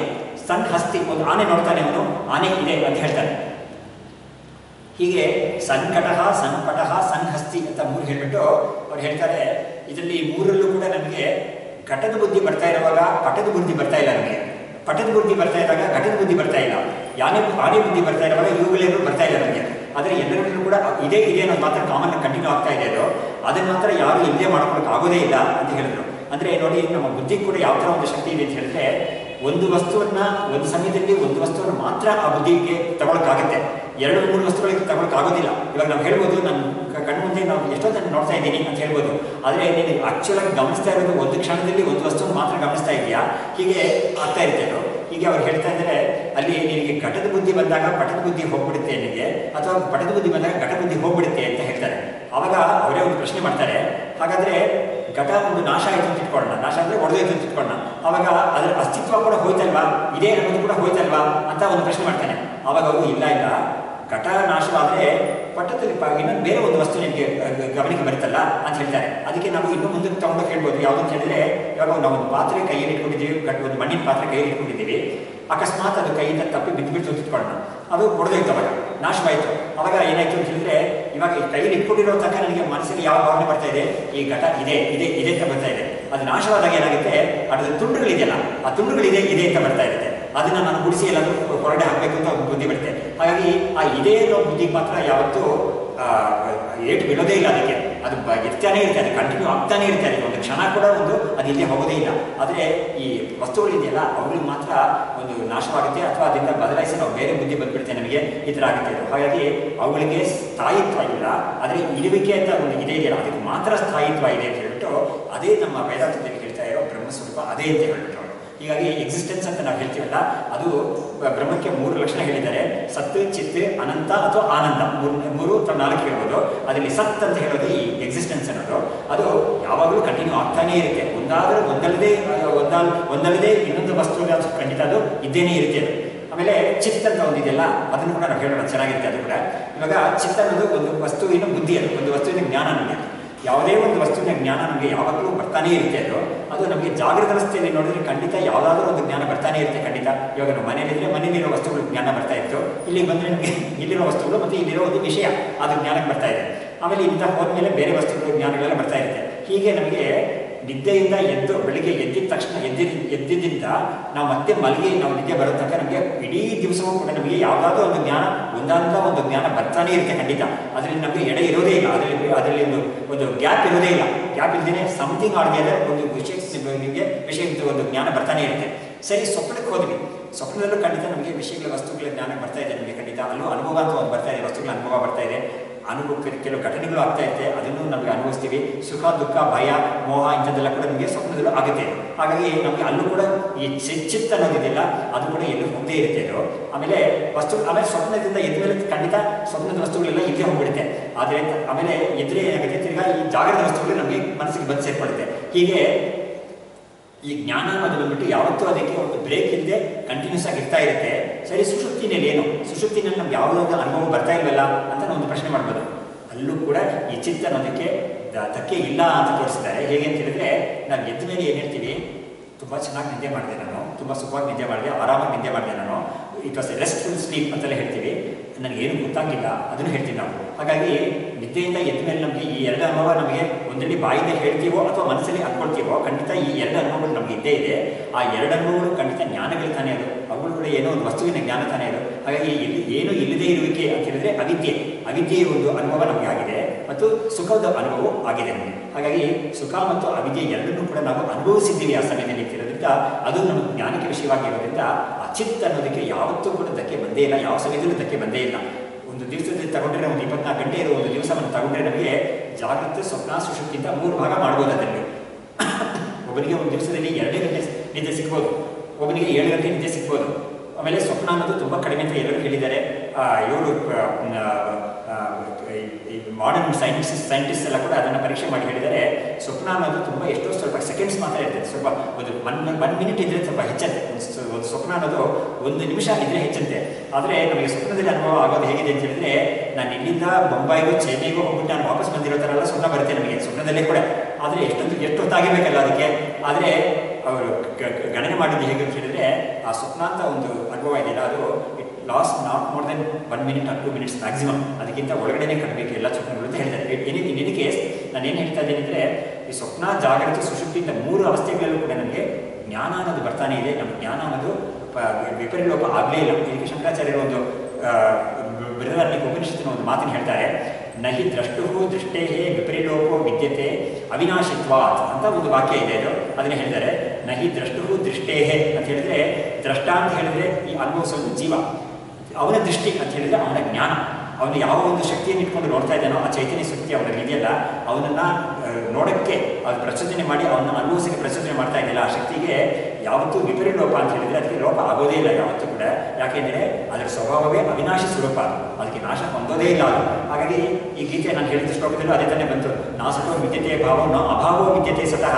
ಸತ್ತನ್ನೋದಕ್ಕೆ ಅಭಾವ ಅನ್ನೋದು ಬರೋದೇ ಇಲ್ಲ ಅಂತ ಹೇಳಿದ್ರೆ, ಅದನ್ನೇ ಇಲ್ಲಿ ಕೂಡ ಅದಕ್ಕೆ ನಾಶ ಬರೋದೇ ಇಲ್ಲ ಅಂತ ಅದನ್ನೇ ಹೇಳಿದರು. ಹಾಗಾಗಿ ಅಲ್ಲಿ ಸತ್ತಿಗೆ ಅಭಾವ ಬರಲ್ಲ ಅಂತ ಹೇಳಿದರು, ಇಲ್ಲಿ ಚಿತ್ತಿಗೆ ಅಭಾವ ಬರಲ್ಲ ಅಂತ ಹೇಳಿದರು. ಹಾಗಾಗಿ ಸತ್ತು ಮತ್ತು ಚಿತ್ತು ಎರಡೂ ಕೂಡ ನಮಗೆ ಯಾವತ್ತೂ ಕಂಟಿನ್ಯೂ ಆಗ್ತಾನೇ ಇರೋ ಒಂದು ವಿಷಯವಿರುತ್ತೋ ಅದಕ್ಕೆ ಮಾತ್ರ ಲೋಪ ಬರೋದೇ ಇಲ್ಲ. ಅದನ್ನು ನಾವು ನಮ್ಮ ಅನುಭವದಲ್ಲೇ ನಾವು ವಸ್ತುಗಳನ್ನ ನೋಡೋದ್ರಲ್ಲಿ ನಮಗೆ ಸತ್ತು ಅನ್ನೋದು ಗೊತ್ತಾಗುತ್ತೆ, ವಸ್ತುಗಳನ್ನ ಅನುಭವಿಸೋದ್ರಲ್ಲಿ ನಮಗೆ ಚಿತ್ತ ಅನ್ನೋದು ಗೊತ್ತಾಗುತ್ತೆ. ಹಾಗಾಗಿ ಇವೆರಡೂ ಕೂಡ ನಮ್ಮ ಸ್ವರೂಪವೇ, ನಮ್ಮ ಸ್ವರೂಪದಿಂದ ಅದು ಬಿಟ್ಟು ಹೋಗೋದೇ ಇಲ್ಲ ಅಂತ ನಮ್ಮ ವಿಚಾರಕರು ಏನು ಮಾಡ್ತಾರೆ, ಅವರ ಪಂಚದಶಿಯಲ್ಲಿ ತುಂಬ ಚೆನ್ನಾಗಿ ಇದನ್ನು ಹೇಳಿದ್ದಾರೆ. ಈ ಶ್ಲೋಕ ಕೂಡ ನಾವು ಕಟ್ ಮಾಡ್ಕೊಂಡು ಇಟ್ಕೊಳ್ಳೋದು ಒಳ್ಳೆಯದು, ತುಂಬ ಚೆನ್ನಾಗಿರೋ ಶ್ಲೋಕ. ನಾನು ಶ್ಲೋಕ ಹೇಳ್ತೀನಿ. ಅವರು ಈ ಥರ ನಾನು ಮೊದಲಿಗೆ ವಿಷಯ ಹೇಳ್ಬಿಡ್ತೀನಿ. ಅವಾಗಲೇ ನನಗೆ ಅಪ್ರಿಷಿಯೇಟ್ ಮಾಡೋಕ್ಕಾಗುತ್ತೆ. ಇವಾಗ ಒಂದು ದಿವಸ ನೀನು ಈಗ ಲೆಕ್ಕ ಮಾಡ್ಕೊಂಡಿಲ್ವಾ, ಒಂದು ದಿವಸದಲ್ಲಿ ನಿನಗೆ ನಿನ್ನ ಚಿತ್ತ ಅನ್ನೋದು ಲೋಪವಾಗದೇ ಇತ್ತು. ಇವಾಗ ನೋಡಿ, ಇವಾಗ ಕೆಲವರು ಕೇಳ್ಬೋದು ಮೂರ್ಛೆ ಅಥವಾ ಸ್ವೂನ್ ಅಥವಾ ಕೋಮ ಇಂಥದ್ದೆಲ್ಲ ಹೇಳ್ಬೋದು. ಅಂಥದ್ದೆಲ್ಲ ಏನಾಗುತ್ತೆ, ಅಲ್ಲಿ ಕೂಡ ನಮಗೆ ಏನು ಗೊತ್ತಾಗ್ತಾ ಇಲ್ವಲ್ಲ ಅಂತ ಹೇಳ್ಬೋದು. ಆದರೆ ಅಲ್ಲೂ ಕೂಡ ಏನಿದೆ ಅಂತ ಹೇಳಿದ್ರೆ, ನಮಗೆ ಸುಷುಪ್ತಿನಲ್ಲಿ ಅಥವಾ ಡೀಪ್ ಸ್ಲೀಪಲ್ಲಿ ನಮಗೆ ಹೇಗೆ ಒಂದು ಅನುಭವ ಇತ್ತೋ, ಹೆಚ್ಚು ಕಡಿಮೆ ಅದೇ ಥರ ಅನುಭವ ಅಲ್ಲೂ ಇದೆ ಖಂಡಿತ. ಅಲ್ಲೂ ಕೂಡ ನಮ್ಮ ಚೈತನ್ಯ ಸ್ವರೂಪಕ್ಕೆ ಲೋಪ ಆಗಲೇ ಇಲ್ಲ ಖಂಡಿತ. ಅದು ಹೇಗೆ ಗೊತ್ತಾಗುತ್ತೆ ಅಂತ ಹೇಳಿದ್ರೆ, ಅವನು ಕೂಡ ಆ ಸ್ಟೇಟಿಂದ ಹೊರಗಡೆ ಬಂದ ಮೇಲೆ ಅವನಿಗೆ ಇವಾಗ ಹೇಗಿತ್ತು ನಿನಗೆ ಆ ಟೈಮಲ್ಲಿ ಅಂತ ಹೇಳಿದ್ರೆ ನನಗೇನು ಗೊತ್ತಾಗಲಿಲ್ಲ ಅಂತ ಹೇಳ್ತಾನೆ ಅವನು. ಹಾಗಾಗಿ ಅವನು ಕೂಡ ಆ ವಿಷಯವನ್ನು ಇದು ಮಾಡಿದ್ದಾನೆ, ಗಮನ ಮಾಡಿದ್ದಾನೆ. ಆದರೆ ನಾವು ಒಂದು ಸತಿ ಪರೀಕ್ಷೆ ನಾವೇನು ಹೊರಗಡೆ ಡಾಕ್ಟರ್ಸ್ನ ಯಾರು ನಾವು ಕೇಳಿಲ್ಲ, ಅದು ನಾವು ಒಂದು ಪರೀಕ್ಷೆ ನಾವೇ ಮಾಡಿದ್ವಿ. ಹೇಗೆಂದರೆ ನಮ್ಮ ಬ್ಯಾಂಕಲ್ಲಿ ಒಬ್ಬ ಕೆಲಸ ಮಾಡ್ತಾ ಇದ್ದವನು, ಅವನು ಒಂದ್ಸತಿ ಕಾರಲ್ಲಿ ಹೋಗ್ತಾ ಇದ್ದಾಗ ಅವನಿಗೆ ಕಾರ್ ಆಕ್ಸಿಡೆಂಟ್ ಆಗಿ ಅವನಿಗೆ ಒಂದು ತುಂಬ ದೊಡ್ಡ ಏಟು ಬಿದ್ದಿತ್ತು. ಬಿದ್ದು ಅವನಿಗೆ ಕೋಮಲ್ಲಿ ಇದ್ಬಿಟ್ಟು 2.5 ತಿಂಗಳು ಅವನು ಕೋಮಲ್ಲಿದ್ದ.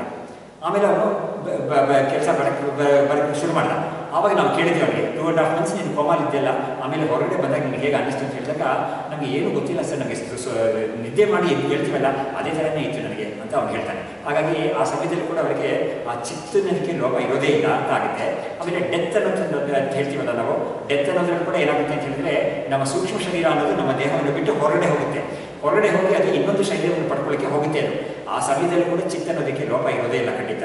ಆ ಇನ್ನೊಂದು ಶರೀರವನ್ನು ಪಡ್ಕೊಂಡಾಗ ಅದಕ್ಕೆ ಬೇಕಾಗಿರೋ ಉಪಕರಣಗಳೆಲ್ಲ ಸಿಗುತ್ತೆ, ದೇಹ ಮನಸ್ಸು ಇಂದ್ರಿಯ ಕಣ್ಣು ಕಿವಿ ಎಲ್ಲ ಸಿಗುತ್ತೆ ಅದಕ್ಕೆ. ಅದರಿಂದ ಅದು ಅನುಭವವನ್ನು ಪಡ್ಕೊಳ್ಳುತ್ತೆ. ಹೀಗಾಗಿ ಆ ಚಿತ್ತ ಅನ್ನೋದಕ್ಕೆ ಯಾವತ್ತೂ ಲೋಪ ಇಲ್ಲವೇ ಇಲ್ಲ ಅನ್ನೋದು ನಮಗೆ ಸಾಬೀತಾಗುತ್ತೆ ಅದರಲ್ಲಿ. ಅದನ್ನು ಇವ್ರು ಏನು ಮಾಡ್ತಿದ್ರು, ವಿದ್ಯಾರ್ಥಿಗಳು ಒಂದು ದಿವಸಕ್ಕೆ ನೀನು ಪರೀಕ್ಷೆ ಮಾಡಿಕೊಂಡಾಗ ನಿನಗೆ ಗೊತ್ತಾಯಿತು ಚಿತ್ತ ಅನ್ನೋದಕ್ಕೆ ಲೋಪ ಇಲ್ಲ ಅಂತ. ಅದನ್ನು ನೀನು ಒಂದು ತಿಂಗಳಿಗೆ ನೋಡ್ಕೊ, ಒಂದು ತಿಂಗಳಲ್ಲೂ ಇದೇ ಥರನೇ ಆಗುತ್ತೆ. ಒಂದು ದಿವಸದಲ್ಲಿ ಆಗಿದ್ದ ಹಣೆಗಾರತಾನೆ ಒಂದು ತಿಂಗಳಿಗೂ ಇರಬೇಕದು. ಆಮೇಲೆ ಅದನ್ನು ಒಂದು ಮಾಸ, ಅಬ್ದ, ಯುಗ, ಅಬ್ದ ಅಂತ ಹೇಳಿದ್ರೆ ವರ್ಷ, ಒಂದು ವರ್ಷಕ್ಕೂ ಇದೇ ಥರನೇ ಇರಬೇಕದು. ಆಮೇಲೆ ಯುಗ, ಒಂದು ಯುಗ ಅನ್ನೋದು ಎಷ್ಟು ವರ್ಷಗಳು ಸೇರಿದೆ, ಎಷ್ಟು ಸಾವಿರ ವರ್ಷಗಳು ಸೇರಿದೆ ಒಂದು ಯುಗ. ಒಂದು ಕಲ್ಪ ಅನ್ನೋದು ಯುಗಕ್ಕಿಂತ ತುಂಬ ದೊಡ್ಡದದು. ಆದರೆ ಅವ್ರು ಹೇಳ್ತಾ ಇದ್ದಾರೆ, ಮಾಸ ಅಬ್ದ ಯುಗ ಕಲ್ಪೇಶು ಗತಾಗಮ್ಯೇಶ್ವನೇಕದ ನೋದೇತಿ ನಾಸ್ತಮೇತ್ಯೇಕ ಸಂವಿದೇಶ ಸ್ವಯಂ ಪ್ರಭಾ ಅಂತ ಶ್ಲೋಕ. ಅದಕ್ಕೆ ಬರ್ಕೊಳ್ಳಿ ಬೇಕಾದ್ರೆ ಏನಾದ್ರು. ಮಾಸಾಬ್ದ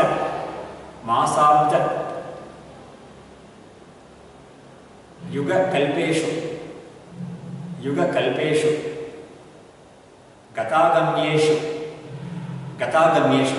ಯುಗ ಕಲ್ಪೇಶು ಆದಮೇಲೆ ಗತಾಗಮ್ಯೇಶು ಅನೇಕಧ ನೋದೇತಿ, ಎರಡನೇ ಲೈನಲ್ಲಿ ನೋದೇತಿ ನಾಸ್ತಮೇತಿ, ನೋದೇತಿ ನಾಸ್ತಮೇತಿ, ನೋದೇತಿ ಉದಯವಾಗಲ್ಲ ಅಸ್ತಮನೂ ಆಗಲ್ಲ, ಅದಕ್ಕೆ ನೋದೇತಿ ನಾಸ್ತಮೇತಿ ಸಂವಿದೇಕ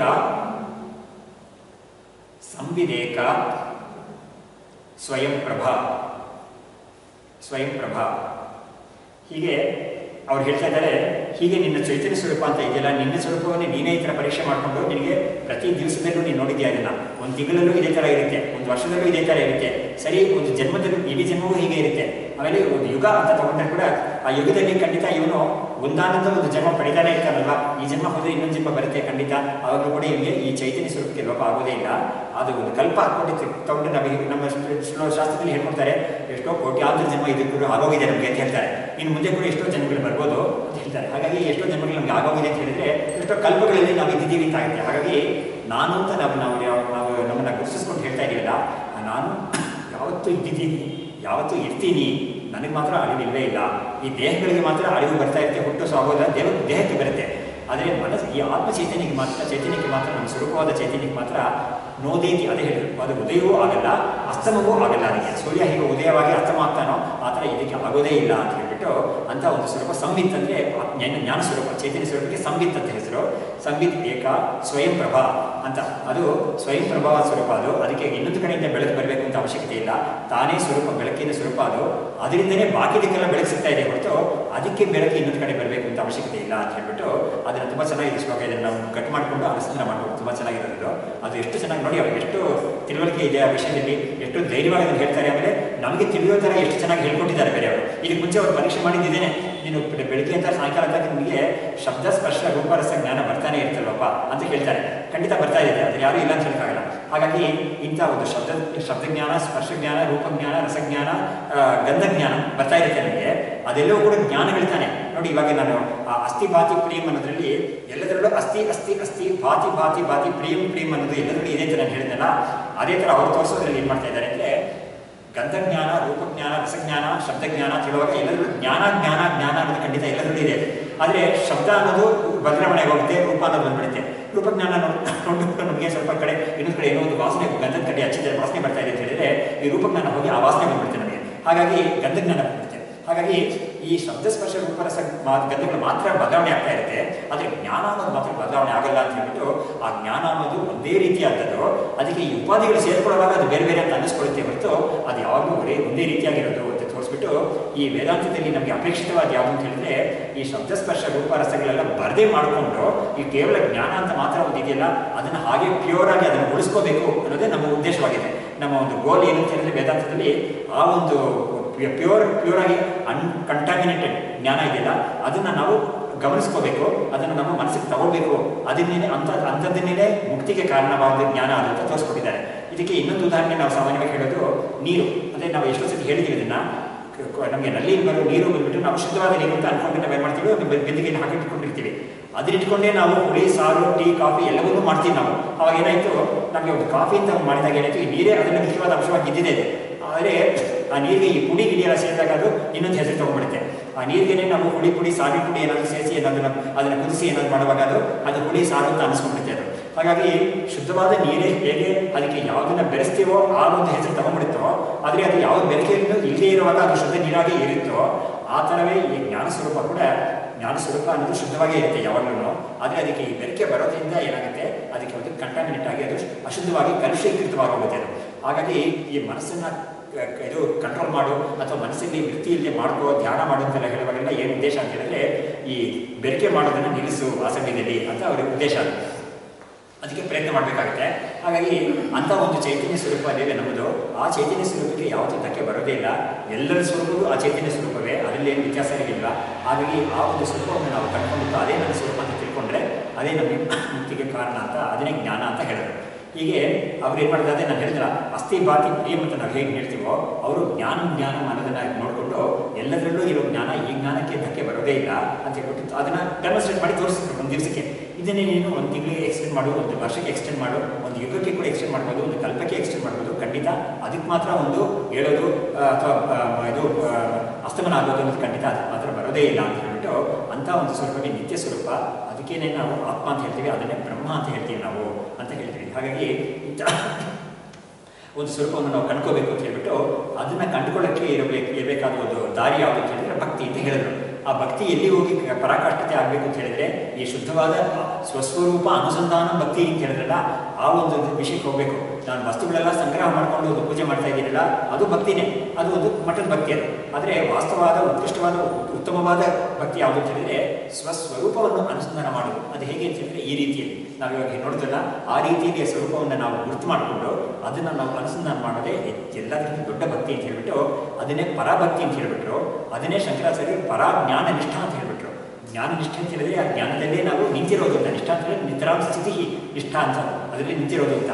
ಈ ಒಂದು ಭಕ್ತಿಯನ್ನು ಇಂಥ ಒಂದು ಸ್ವರೂಪದಲ್ಲಿ ನಾವು ಯಾವಾಗಲೂ ನಮ್ಮ ಮನಸ್ಸನ್ನು ಇಟ್ಕೊಂಡೇ ಇದ್ದರೆ ಅದಕ್ಕಿಂತ ದೊಡ್ಡ ಭಕ್ತಿ ಯಾವುದೂ ಇಲ್ಲವೇ ಇಲ್ಲ, ಅದಕ್ಕಿಂತ ಸಾಧನೆ ಯಾವುದೂ ಇಲ್ಲವೇ ಇಲ್ಲ ಅಂತ ಹೇಳ್ಬಿಟ್ಟು ಅದನ್ನು ಪರಾಜ್ಞಾನ ನಿಷ್ಠ ಅನ್ನೋದನ್ನೇ ಎಲ್ಲದಕ್ಕಿಂತ ದೊಡ್ಡ ಒಂದು ಸಾಧನೆ ಅಂತ ಹೇಳ್ಬಿಟ್ಟು 18ನೇ ಅಧ್ಯಾಯದಲ್ಲಿ ಶಂಕರಾಚಾರ್ಯರು ತುಂಬ ವಿಸ್ತಾರವಾಗಿ ಅದನ್ನು ಹೇಳಿದ್ದಾರೆ. ಹೀಗೆ ಇಂಥ ಒಂದು ಸ್ಥಿತಿಯೇ ಭಕ್ತಿ ಅಂತ ಹೇಳ್ಬಿಟ್ಟು ಇಲ್ಲಿ ನಮ್ಮ ಪುಸ್ತಕಕ್ಕೆ ನಾವು ಬರೋಣ. This is referred to as Atmanivedanam in the shloka of the Bhagavata ಅಂತ ಹೇಳ್ಬಿಟ್ಟು ಶ್ರವಣಂ ಕೀರ್ತನಂ ವಿಷ್ಣೋಹೋ ಸ್ಮರಣಂ ಪಾದಸೇವನಂ ಅರ್ಚನಂ ವಂದನಂ ದಾಸ್ಯಂ ಸಖ್ಯಂ ಆತ್ಮನಿವೇದನಂ ಅಂತ ಈ ಪ್ರಹ್ಲಾದ ಹೇಳೋ ಒಂದು ವಿಷಯ. ಅದು ನವವಿಧ ಭಕ್ತಿ ಅನ್ನೋದನ್ನು ಪ್ರಹ್ಲಾದ ಹೇಳ್ತಾನೆ. ಯಾವುದನ್ನು ನೀನು ತಿಳ್ಕೊಂಡ್ಯಾ ಅಂತ ಅವನು ತಂದೆ ಕೇಳ್ತಾನೆ. ತಂದೆ ಸ್ಕೂಲ್ಗೆ ಕಳಿಸಿದ್ದಾನೆ ಇವನ ಮಗನನ್ನು. ಯಾರು ಹಿರಣ್ಯಕಶಿಪು ಅವ್ರದೇ ಒಂದು ಸ್ಕೂಲ್, ಅವರ ಅರಮನೆಯಲ್ಲಿ ಅವ್ರದೇ ಒಂದು ಸ್ಕೂಲ್ ಇಟ್ಕೊಂಡಿದ್ದಾರೆ. ಅಸುರರ ಮಕ್ಕಳೆಲ್ಲ ಆ ಸ್ಕೂಲಲ್ಲಿ ಸೇರಿಕೊಂಡಿರ್ತಾರೆ. ಅವಾಗ ಇವನು ಒಂದು ದಿವಸ ಸ್ಕೂಲ್ಗೆ ಹೋಗ್ಬಿಟ್ಟು ಬಂದಾಗ ತಂದೆ ಅವನ್ನ ತೊಡೆಲಿಟ್ಕೊಂಡು ಕೇಳ್ತಾನೆ, ನೀನು ಏನು ಹೇಳ್ಕೊಟ್ಟಿದ್ದಾರಪ್ಪ ನಿನಗೆ ಸ್ಕೂಲಲ್ಲಿ ಅದನ್ನ ಹೇಳಿ. ಎಲ್ಲ ತಂದೆ ಕೇಳ್ತಾರಲ್ವ ಮಕ್ಕಳನ್ನ, ಆ ಥರ ಕೇಳ್ತಾನೆ. ಆವಾಗ ಇವನು ಹೇಳ್ತಾನೆ, ಈ ಶ್ಲೋಕವನ್ನು ಹೇಳ್ತಾನೆ. ಇದನ್ನು ಕೇಳಿಬಿಟ್ಟು ಅವನಿಗೆ ಕರ್ಣ ಕಠೋರವಾಗುತ್ತೆ. ಅವನಿಗೆ ಕೇಳಿಬಿಟ್ಟು ಇವನ್ನ ಅಲ್ಲಿಂದಲೇ ತಳ್ತಾನೆ. ಆ ಸಮಯದಿಂದ ಇವನಿಗೆ ಬೇಕಾದಷ್ಟು ತೊಂದರೆಗಳು ಕೊಡ್ತಾನೆ. ಇದನ್ನು ಕಲ್ತಿಯಾ ನೀನು ಅಂತ ಕೇಳ್ಬಿಟ್ಟು ಈ ಥರ ಅವನು ಕೇಳ್ಬಿಟ್ಟು ಅವನಿಗೆ ಮಾಡ್ತಾನೆ. ಸೊ ಈ ಶ್ಲೋಕದಲ್ಲಿ ಹೇಳಿದ್ರು ಈ ನವವಿಧ ಭಕ್ತಿ ಅಂತ ಹೇಳಿದ್ರೆ ಈ ಭಕ್ತಿಗೆ ಯಾವ್ಯಾವ ಮುಖಗಳಿರುತ್ತೆ ಅನ್ನೋದನ್ನು ತೋರಿಸ್ತಾ ಇದ್ದಾರೆ. ಶ್ರವಣ ಅಂತ ಹೇಳಿದ್ರೆ ಆ ಭಗವಂತನ ಬಗ್ಗೆ ನಾನು ಕೇಳ್ಕೊಳ್ಳೋದು. ಅದನ್ನು ಇಂಗ್ಲೀಷಲ್ಲಿ ಓದ್ಬಿಡ್ತೀನಿ, ನಾವು ಚೆನ್ನಾಗಿರ್ತೀನಿ. ನಮಗೆ listening to and singing of the glories of Vishnu. ಶ್ರವಣಂ ಕೀರ್ತನಂ ಅನ್ನೋದಕ್ಕೆ listening to the glories of Vishnu and singing the glories of Vishnu, ಅದಕ್ಕೆ ಕೀರ್ತನಂ. ಆಮೇಲೆ ಥಿಂಕಿಂಗ್ ಆಫ್ ಹಿಮ್ ಅನ್ನೋದಕ್ಕೆ ಸ್ಮರಣ, ಅವನ ಬಗ್ಗೆ ಯಾವಾಗಲೂ ಸ್ಮರಣ ಮಾಡ್ತಾ ಇರೋದು. ಸರ್ವಿಸ್ ಅಟ್ ಇಸ್ ಫೀಟ್ ಅನ್ನೋದೇ ಪಾದ ಸೇವನ ಅನ್ನೋದು. ಆಮೇಲೆ ವರ್ಷಿಪಿಂಗ್ ಹಿಮ್ ಅನ್ನೋದೇ ಅರ್ಚನಂ ಅನ್ನೋದು. ಬೌಯಿಂಗ್ ಟು ಹಿಮ್ ಅನ್ನೋದೇ ವಂದನಂ ಅನ್ನೋದು. ಆಮೇಲೆ becoming a servant of his ಅನ್ನೋದೇ ದಾಸ್ಯಂ ಅನ್ನೋದು. ಆಮೇಲೆ entertaining a friends love for him ಅನ್ನೋದು ಸಖ್ಯಭಾವ ಅನ್ನೋದು. ಆಮೇಲೆ ಕೊನೆಯದು ಆತ್ಮನಿವೇದನ ಅನ್ನೋವಾಗ offering of oneself to him. ಅವಾಗ ಇದೆಲ್ಲ ಮುಂಚೆ ಮಾಡಿದ್ದರಲ್ಲೆಲ್ಲ ಕೂಡ ನಾನು ಬೇರೆ ನೀನು ಬೇರೆ ಅಂತ ಒಂದು ಭಾವನೆ ಇತ್ತು. ಆದರೆ ಈಗ ಆತ್ಮನಿವೇದನ ಅಂತ ಬಂದಾಗ ನೀನು ಬೇರೆ ನಾನು ಬೇರೆ ಅಂತ ಭಾವನೆ ಹೊರಟೋಯ್ತು ಅಂತ ಒಂದು ಸ್ಥಿತಿ ಅದು. ಅಂತ ಒಂದು ಇಲ್ಲಿ ಕಲ್ಮಿನೇಷನ್ಸು. ಇಲ್ಲಿ 9 ವಿಧವಾದ ಭಕ್ತಿ ಹೇಳಿದ್ರು ಕೂಡ ಆ 9 ಭಕ್ತಿಗಳಲ್ಲಿ 9ನೇದೇ ಕೊನೆ ಪರಾಕಾಷ್ಠತೆ. ಅದಕ್ಕೆ ತಗೊಂಡೋಗೋದಕ್ಕೆ ಬಾಕಿ ವಿಧವಾದ ಭಕ್ತಿಗಳೆಲ್ಲ ನಮಗೆ ಬೇಕಾಗಿದೆ ಅಂತ ಅದನ್ನು ತೋರಿಸಿದ್ರು. ಹೀಗೆ ಇಂಥ ಒಂದು ರೀತಿಯಲ್ಲಿ ಪರಾಭಕ್ತಿಯನ್ನು ನಾವು ಆತ್ಮನಿವೇದನ ಅನ್ನೋದೇ ಪರಾಭಕ್ತಿ ಅಂತ ತೋರಿಸಿದ್ರು.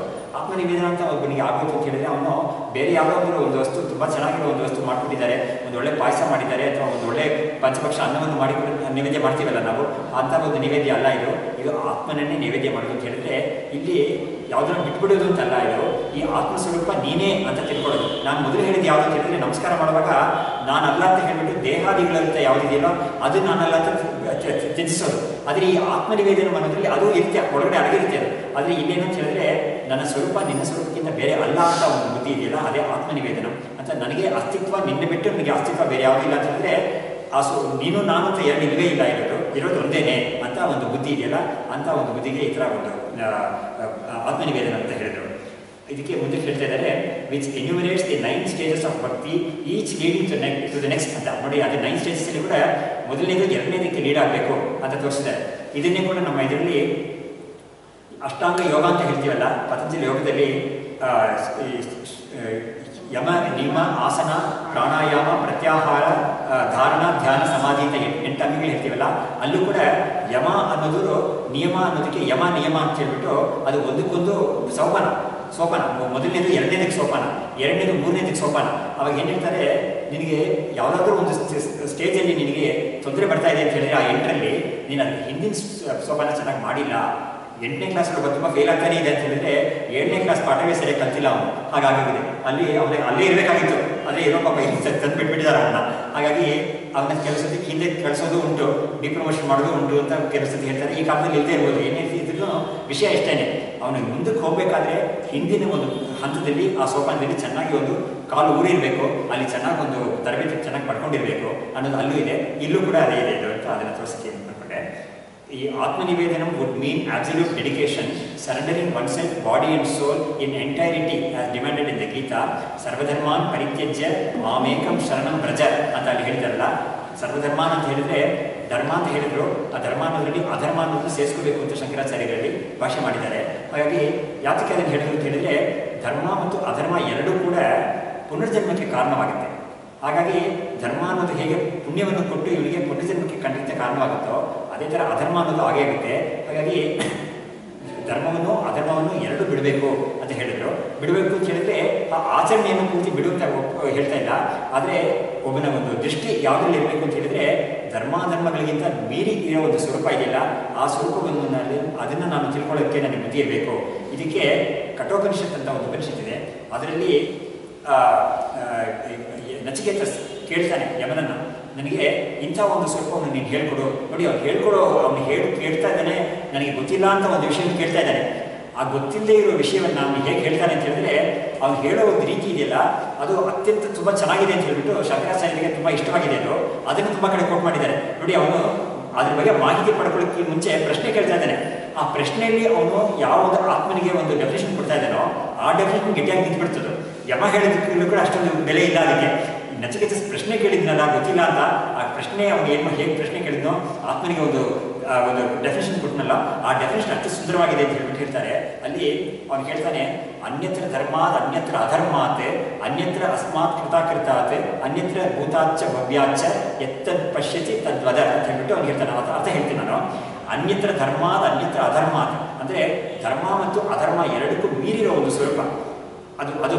ಆಮೇಲೆ ಅನ್ಯತ್ರ ಅಸ್ಮಾತ್ ಕೃತಾಕೃತ ಅಂತ ಹೇಳಿದ್ರೆ ಕೃತ ಮತ್ತು ಅಕೃತ ಅಂತ ಹೇಳಿದ್ರೆ ಏನು ಹೇಳೋದಂದ್ರೆ ಈ ವ್ಯಕ್ತವಾಗಿರುವ ಪ್ರಪಂಚ ಮತ್ತು ಅವ್ಯಕ್ತವಾಗಿರೋ ಪ್ರಪಂಚ.